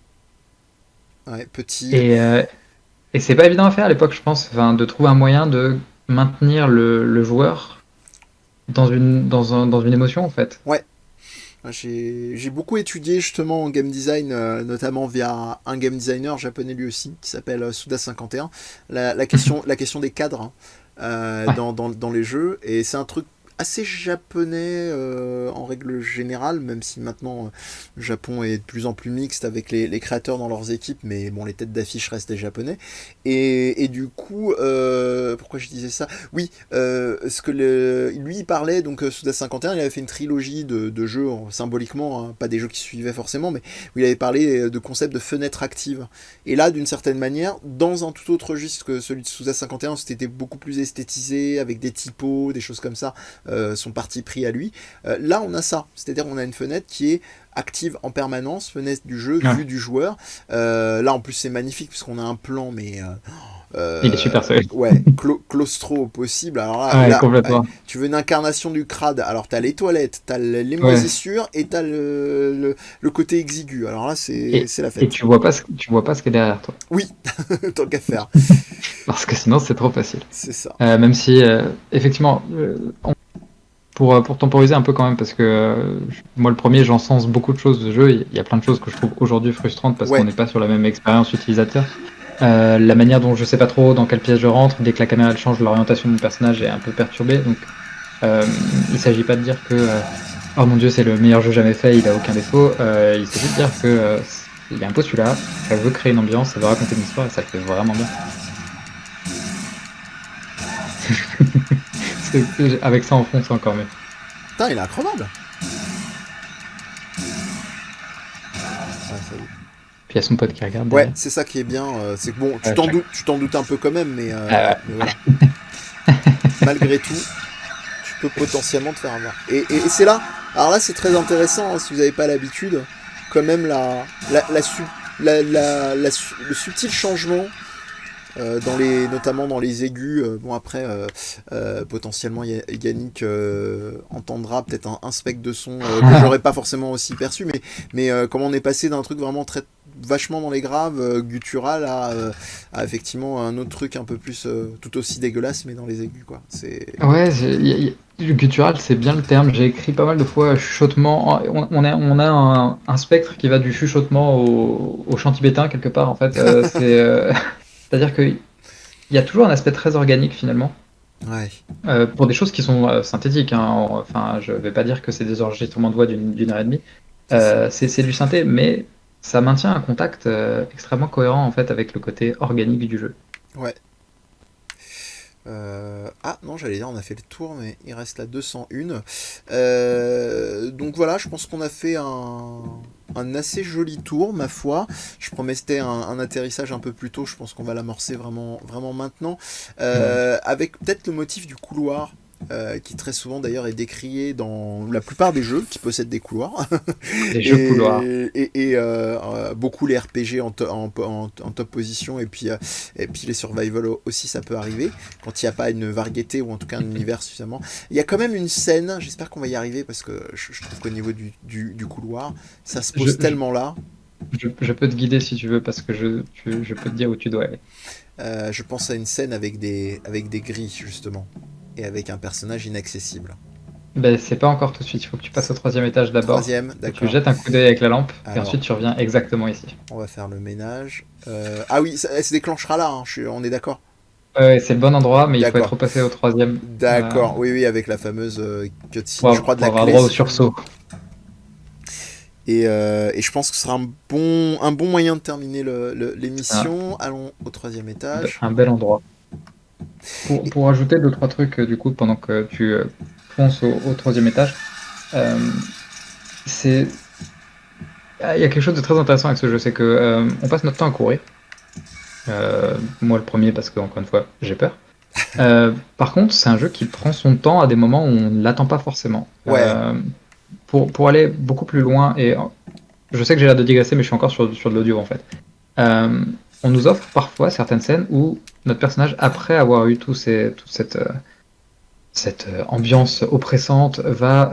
moi, je pense notamment à une scène où il va regarder une cassette vidéo, pour pas en dire plus, et on va voir un plan de caméra très très lent qui va tourner autour de lui, et c'est vraiment long pour laisser la musique se développer. Oui. Et c'est pas la seule fois où ça le fait, et c'est assez surprenant, en fait. Ça m'a fait rire, en fait, de voir, de se dire, oh, en fait, j'ai un moment et c'est, voilà, souffle, joueur, écoute la très très belle musique, les magnifiques compositions. Ouais. Et bon courage pour la suite, hein, parce que... Et ça, c'est vraiment bien fait.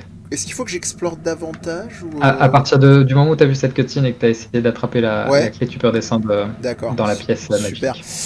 Et bah écoute, je ne peux que caler dans ton sens parce que moi je vais diffuser un petit extrait audio. Alors j'ai vraiment réservé ça à la fin de la vidéo au cas où éventuellement on se ferait striker quand elle sera mise en disponibilité en VOD avec les joies des algorithmes YouTube. Ça permettra donc d'avoir fait quand même le gros de l'émission avec pas beaucoup de musique parce qu'il n'y a pas encore d'algorithme du sound design sur YouTube. Ça Non, mais viendra par contre, ce peut-être. qui est assez rigolo, c'est que je me demande s'il n'y a pas eu récemment un copyright sur Twitch parce que quelqu'un a déposé le son qui était dans une banque de sons connue, Ah ouais, les Sound IDs, et faut que je vérifie parce que ça a l'air d'accord. d'être un son extrêmement anodin. Et ça a créé un précédent, super. Et ça, voilà. Donc ça peut être. Mais je suis pas spécialement inquiet pour Silent Hill 2. Non. Alors on vous laisse, entre guillemets, je vais me reprendre à chaque fois, apprécier ce passage complètement fou, hein. J'y vais volontairement en mettant les formes. Même sans le voir, je Ah, pourrais sursauter, je pense. t'es sûr? Non, c'est pas plus tard? Ah, Non, ah bah j'ai dû. je pense qu'il fallait explorer davantage. Ah, vous voyez, Ah ouais? on vous a fait un teasing pour rien. Ah! Allez, on va y arriver, on va y arriver. On va terminer dessus Ouais, te ensemble. manquer. T'as ça. Ah, oui. On parlait Ouais. justement donc des couloirs. Moi, il y a une scène emblématique sur laquelle je vais essayer de rester très vague. Ça permettra à ceux qui ont fait le jeu de s'y retrouver et nous, exercice périlleux, de la décrire sans spoiler. Il y a une séquence avec aucun autre habillage que les pas du héros, comme souvent au début, mais qui est une séquence qui arrive vers la fin du jeu, qui est un couloir à franchir et qu'on peut franchir effectivement à différents rythmes, si on peut dire. Dans le sens où vous pouvez tout à fait tracer et vous pouvez tout à fait prendre votre temps dans ce couloir avec un certain habillage qui fait que voilà, ça va dépendre de votre sensibilité, ça va dépendre si vous êtes attentif ou pas, parce que la première fois vous ferez pas forcément attention, ce qui est un déclenchement de certaines séquences, etc. etc. Donc j'imagine que tu as la scène à l'esprit à ce niveau-là. Est-ce que tu parles d'une scène avec un couloir qui change de texture au fur et à mesure? Enfin, Je qui change de texture, qui évolue graphiquement au fur et à mesure. Je ne me souviens plus si c'est le cas, mais c'est fort probable. C'est fort probable. Ouais, il y en a un qui m'a marqué. Il y a pas mal de choses à la fin où la symbolique prend tellement le pas sur Ah bah beaucoup oui. de choses que même en audio, vous allez avoir un enchaînement de notre protagoniste qui va descendre de niveau en niveau.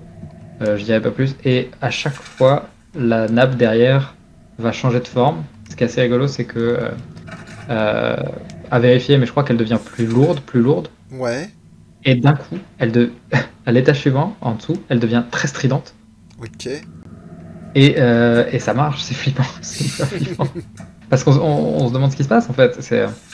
Il y a, il y a pas beaucoup de jeux. Enfin, je pense que sur une étude de sound design, ce jeu est assez efficace parce que l'implémentation est solide. L'expérimentation des textures est extrêmement présente. Je pense que je vais me baser à peu près sur ce qu'on a dit pour ma prochaine avec les élèves pour une analyse en fait parce que je pense que c'est un très beau jeu à analyser en fait. Ah oui, c'est vraiment du pain béni, d'autant plus dans ton domaine. Alors, je pense qu'on arrive au bout. J'espère qu'il faut pas non plus aller sur toutes les pièces, parce que ah non, Je bah sais non, de toute plus, façon je me demande s'il fallait pas que tu c'est bloqué au récupères bout. C'est la clé d'une horloge peut-être. La clé, la clé, tu peux pas. J'ai récupéré un gun, par contre, c'est pas lié à ça. Non, ça doit être bon. J'ai honte, je l'ai fait il y a tellement peu de temps en plus. Bon, après, J'ai vu quelqu'un y jouer, j'ai découvert que ça c'était qu'une demi-heure de jeu en fait pour sortir de l'hôtel et il m'en a fallu 2. non, l'horloge n'est pas là. Ouais, L'horloge elle est dans la salle à côté de ce que tu cherches. Ah ouais? Mais la clé, bah l'horloge elle est juste à côté en fait, c'est pour passer de l'autre côté de la grille qu'il y a l'horloge, mais la clé exactement je sais pas. Ah oui, pardon, de celle qui est où on veut aller. Enfin, déclencher la séquence. Et là, bah non, là c'est fermé. On parle de manière tellement énigmatique. C'est ça. Mais non, je pense que normalement. Hop là. Je sais pas si globalement sur le sound design, si des gens ont des questions, n'hésitez pas parce que ça fait personne. Parce que là on approche de la fin et c'est toujours sympa. Ouais. On a beaucoup digressé, j'ai pas forcément parlé que de sound design. Parce que c'est pas un sujet dont on peut faire que parler non plus. Mais ouais, n'hésitez pas si vous avez des questions là-dessus, ça peut être vraiment cool. peut-être que c'est bon. Hein. Ah, bah oui, voilà. Ah, Le hurlement au loin.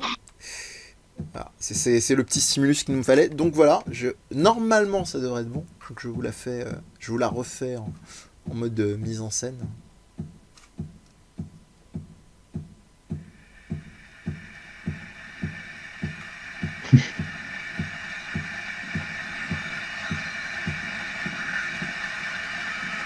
Et donc là, fabuleux. Hein. Encore une fois, hein, c'est cadeau. Hein. Changement de plan à la dernière minute. ouais, au cas où.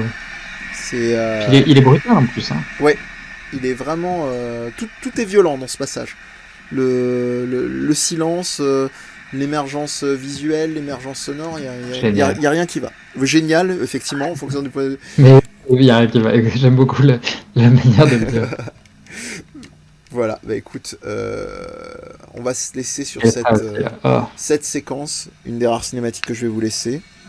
Et on aura une question et puis on fera un petit wrapping up. Oh, j'adore cette question en plus qui vient de sortir. Trop bien. Eh ben c'est parfait. On va laisser le jeu tourner là-dessus. On va revenir sur nos bouilles. Et puis, donc la question, effectivement, cher Babar, très actif, merci à toi. Est-ce qu'il t'arrive d'enregistrer encore beaucoup de sons de la réalité, entre guillemets, pour tes jeux, ou utilises-tu directement des banques de sons ou de logiciels? Vraie question, ouais, effectivement. C'est hyper intéressant comme question parce que c'est quelque chose qui change beaucoup au fur et à mesure. Il y a un truc qui est un peu triste, mais qu'il faut prendre en compte dans le milieu du sound design, c'est que ça demande des moyens de base en fait. Que ce soit enregistrer des sons ou utiliser des banques, ça demande un certain financement. Parce que des micros c'est cher, un bon enregistreur c'est cher. Il y a toujours. Alors, je veux pas dire non plus qu'on peut pas se lancer si on a zéro. Je pense qu'il y a plein de On peut bidouiller, mais c'est matériel d'entrée difficile. de gamme qui fait clairement le taf. Mm. Euh, Comme la photo, quoi. des- Ouais, ouais, voilà, je pense que enfin, c'est plus ce qu'on en fait que le matériel en lui-même. Faut pas être élitiste là-dessus, clairement. Ouais. Mais c'est vrai qu'il y a un investissement de base qui est là. Pour les banques c'est vachement plus accessible. Il y a déjà beaucoup de sources gratuites. Ce qui fait que j'ai surtout travaillé avec des banques de sons pendant très longtemps. Et aussi parce qu'il faut être conscient que je peux pas tout enregistrer. On n'est pas aux États-Unis.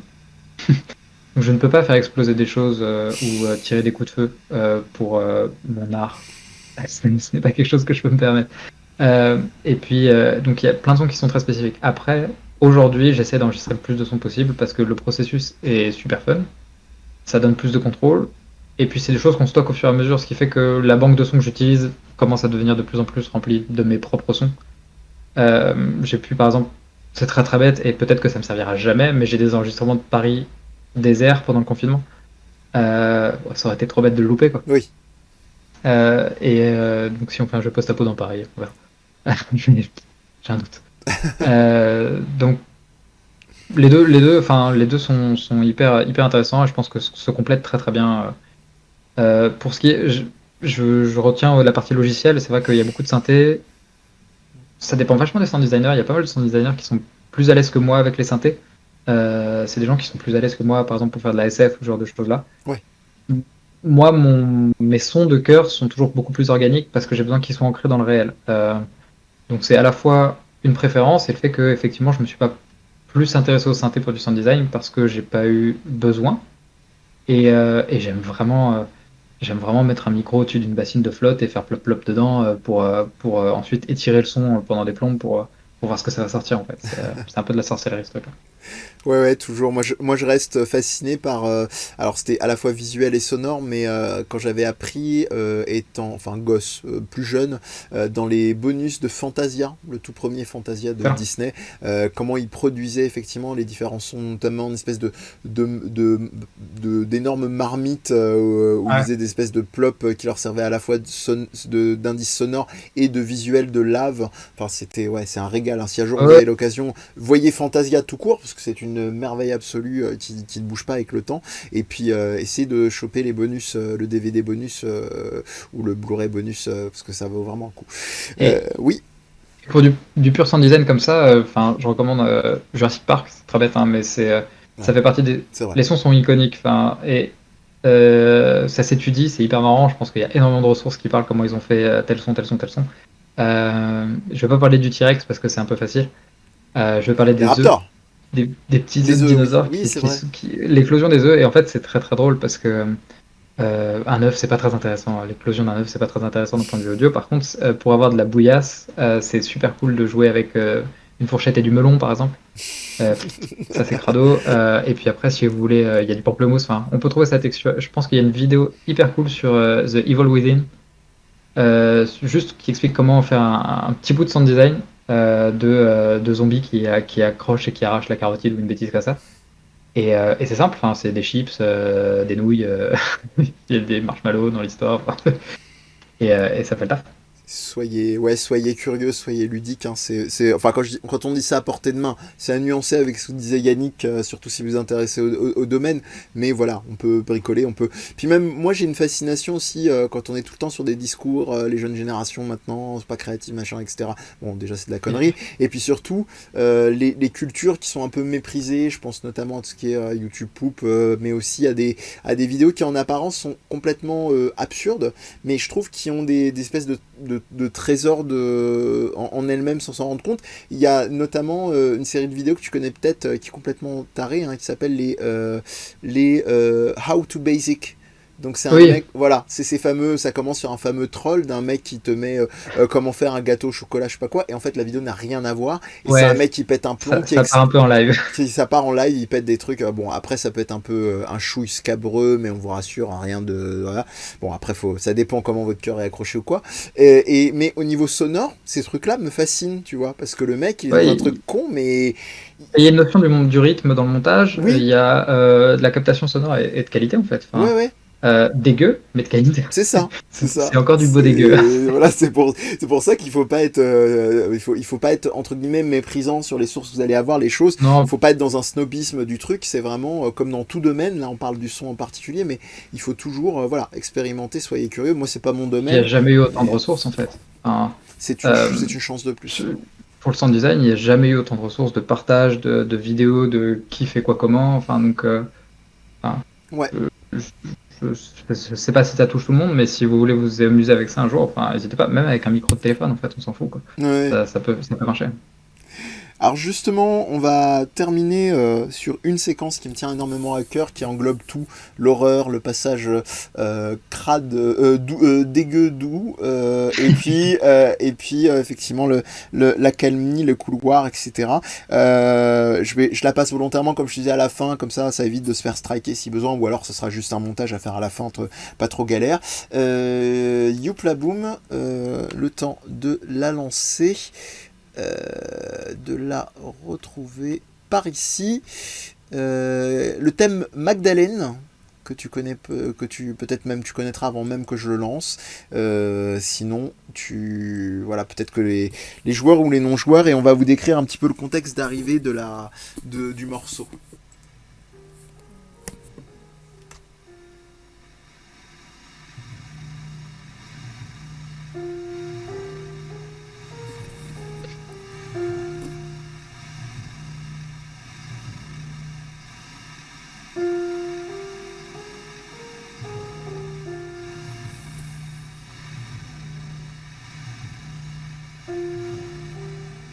Il y a juste un petit tournant, je laisse volontairement tourner, vous allez comprendre.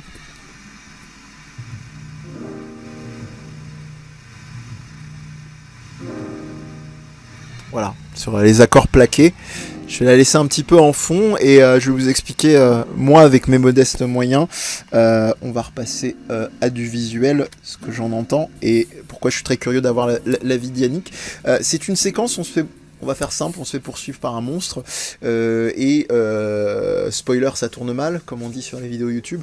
Et en l'occurrence, quand ça arrive, on commence par un truc totalement pétarade avec tout ce dont on vous parle depuis le début, comment on appelle ça, les bruits métalliques, le côté dégueu, un bruit de battement de cœur qui augmente de plus en plus, voilà, c'est bon, c'est bien, ça a permis à Yannick de la resituer, et à la fin, boum, gros silence, séquence effectivement de transition qui se fait en plus avec les visuels du jeu qui fait presque fondu, enchaîné, fondu au noir, et cette musique avec... Et une transition étrange juste après aussi. Ouais, il y a effectivement une transition étrange, mais ce que j'ai aussi beaucoup aimé au-delà de ça, c'est que là, on a ces quelques notes posées les unes après les autres, et puis des accords plaqués qui donnent l'illusion effectivement du fait que ça repart, et qui reviennent à cette mélodie comme ça, lancinante. Alors pourquoi j'ai choisi, c'est parce que à ce moment-là du jeu, on se prend un coup dans la gueule. Je vous en dis pas plus, mais on se prend littéralement un coup dans la gueule. Et quand je parlais de ces accords plaqués là, c'est que on parle toujours de la place du joueur. Aujourd'hui, il y a eu les fameux débats, trop de cinématiques dans les années 90-2000, des jeux qui aujourd'hui, entre guillemets, soit se terminent trop vite, ou alors on n'a pas notre place en tant que joueur. Et pour moi, ça c'est exemplaire de comment on laisse une place au joueur justement par une composition, par du sound design. C'est que ces accords plaqués, moi quand j'ai joué, ils m'ont donné l'impression que hop, ça donne envie de repartir, mais on est tellement abattu par le rythme du jeu que peut-être qu'on n'aura pas la force de se relever et de repartir tout de suite sur le jeu. Il y en aura peut-être qui seront beaucoup plus sidérés par la séquence et qui n'arriveront pas à repartir. Moi je suis pas reparti directement, d'autres ont enchaîné dardard, donc c'est intéressant d'ailleurs de voir des let's play à ce niveau-là. Donc voilà, je m'arrête là et je pense qu'on terminera là-dessus pour avoir ton opinion sur ce thème-là et puis te laisser le mot de la fin pour l'émission. C'est extrêmement joliment dit et ça rejoint pas mal deux choses que tu disais, que tu as dit au début. En fait, Silent Hill ne fait pas un truc en particulier que j'aime beaucoup, c'est que ça dit pas ça en permanence au joueur comment il doit se sentir. On n'est pas dans musique triste, soit triste. Musique de combat, poum poum poum poum poum. Attention, utilise ton adrénaline pour survivre. On n'est pas du tout dans ce truc-là. On prend le contre-pied très régulièrement de ce genre de choses-là. Et puis il y a ce moment, et l'autre dont je parlais aussi, où le jeu prend son temps. Et en fait, c'est un peu ce truc où il te met la main sur l'épaule et il dit maintenant respire un peu. Ouais, c'est ça. Parce que ce qu'il y a eu avant, c'était pas terrible. Ce qu'il y a après, ça va pas être génial non plus. Donc respire. Et c'est juste, c'est joli en fait. Et c'est tellement découpé du reste. Je n'aurais pas dû utiliser ce terme. Du reste de la scène précédente, qui est très indus. Donc quand je dis indus, c'est tous ces sons de c'est du métal percussif, c'est bruyant. Pensez la noise, pensez Kraftwerk, qui est une grosse inspiration de. Voilà. Pensez plus récemment Rammstein aussi. Ouais, Nine Inch Nails aussi. Enfin, oui. Et là, en fait, c'est de la douceur. On revient à cette douceur, et une très jolie douceur, et c'est, respire. C'est très très joli, c'est un joli thème, un écho d'autres thèmes en plus. Et cette scène est assez, ouais, vraiment, vraiment, vraiment chouette. Et il y en a tant d'autres. On vous recommande vraiment très chaudement de retenter l'aventure ou de la tenter tout court. Yannick, mille merci. Comme je te promettais, je te laisse le dernier mot pour redire brièvement qui tu es. Ou est-ce qu'éventuellement on peut te trouver, t'interpeller pour ceux qui ont été intéressés par ton intervention. Déjà, merci à toi en fait de me permettre de participer. Ça fait presque années maintenant qu'on parle de juste parler de ce jeu parce que quand on s'est rencontrés, j'ai parlé de mon obsession de la radio de Silent Hill. Donc c'est assez cool de pouvoir concrétiser. Sans m'étaler ou quoi que ce soit. Donc je suis donc lead audio chez Dontnod. Je crois que sur Twitter, ça doit être Kinan Cassidy ou quelque chose comme ça. Ouais. Je pense que tu l'as linké sur Twitter. Si vous avez des questions sur le sound design, n'hésitez pas, je trouve ça hyper intéressant. J'étais vraiment content de pouvoir répondre à quelques questions ici. Et il y a tellement de choses. Ça a l'air toujours ésotérique vu de l'extérieur, donc c'est un plaisir de répondre à des gens qui s'intéressent un peu à de l'audio, ce truc étrange qu'on aime tous. Ouais, cette dimension de décryptage, c'est un truc que j'ai ressenti en toi. Enfin, il n'y a pas du tout ce côté. En général, Dieu merci, dans les gens de l'industrie qu'on peut connaître à peu près dans le sound design, il n'y a pas ce côté, entre guillemets, marabout, gourou du son, machin, qui peut exister dans plein d'autres domaines. Mais moi, c'est un truc aussi auquel j'ai été confronté avec cette manière de désacraliser, de désidéaliser les concepts en psychologie, par exemple, dans mon domaine, de par mon parcours et tout. Donc, c'est un truc, c'est aussi pour ça que je suis très content que ça te parle et c'est parfait. Donc Pour nous, vous nous retrouvez donc sur Death Podcast et les univers qui vont bien. N'hésitez pas à nous suivre sur le Twitch, n'hésitez pas à vous abonner sur les différents réseaux sociaux, vous avez l'habitude YouTube, Instagram, Twitter, Facebook, et puis surtout n'hésitez pas s'il vous plaît à partager, ça c'est vraiment, ça ne coûte rien, je le répète beaucoup mais je me permets parce qu'on est en fin d'émission, voilà, si vous voulez likez mais partagez en même temps aussi parce que vous connaissez les algos internet et si à moins de payer, c'est une réalité, on n'arrive pas à avoir d'exposition même avec des super sujets. Et moi alors je suis pas en mode ouin et je continue ma vie et j'ai cette chance que ça ne dépende pas de ce que je fais sur internet, mais je me dis qu'il y a des trésors de vidéos qui sont en replay, qui sont là en mode dormant et que très souvent les gens qui les trouvent par hasard ou par recommandation me disent mais comment ça se fait que j'ai pas trouvé avant. Voilà, il suffit de partager, ça coûte rien. Sinon, si vous avez les moyens et que vous nous faites confiance, on a un Patreon, n'hésitez pas, donc c'est Death Podcast aussi, DEEZ, podcast tout attaché avec un S, ça va de 1€ à ce que vous pouvez mettre, et quoi qu'il arrive, ne serait-ce que symboliquement, c'est chouette, ça permet du renouvellement de matos, ça permet quand on sera sorti de ce foutu confinement, de pouvoir payer des déplacements, des petits trucs pratiques, etc. Voilà, je m'arrête là, je remercie à ceux qui étaient avec nous et ça va me permettre de les remercier, donc qui étaient très très fans de ce genre de vidéo. Foutu algo, disent certains. Écoutez, voilà, on va essayer de faire un petit peu changer tout ça, mais en tout cas on continuera de s'éclater. On vous souhaite une excellente soirée. La thématique de l'horreur ne s'arrête pas là, j'ai failli oublier. À partir de demain, on se retrouve avec Jean-Charles Ray à 17h30, qui lui aussi fait partie du crew de Je Game Moi Non Plus Reloaded, et on va parler, j'ai oublié le nom de la boîte, excusez-moi avec la fatigue, mais des jeux de la boîte qui a fait Amnesia et Soma. Donc séquence de jeu demain, et je pense que là aussi Yannick aurait été dans les parages, il aurait eu beaucoup de choses à faire, et promis, nouveau format arrivé, et je croise les doigts pour que on soit pas trop surchargé de boulot et qu'on arrive à trouver du temps pour que Yannick s'y invite. Ce sera vraiment génial, on pourra continuer d'en parler. Allez, promis, une bonne nuit, prenez soin de vous et à demain à partir de 17h30. Ciao ciao. Bonne soirée.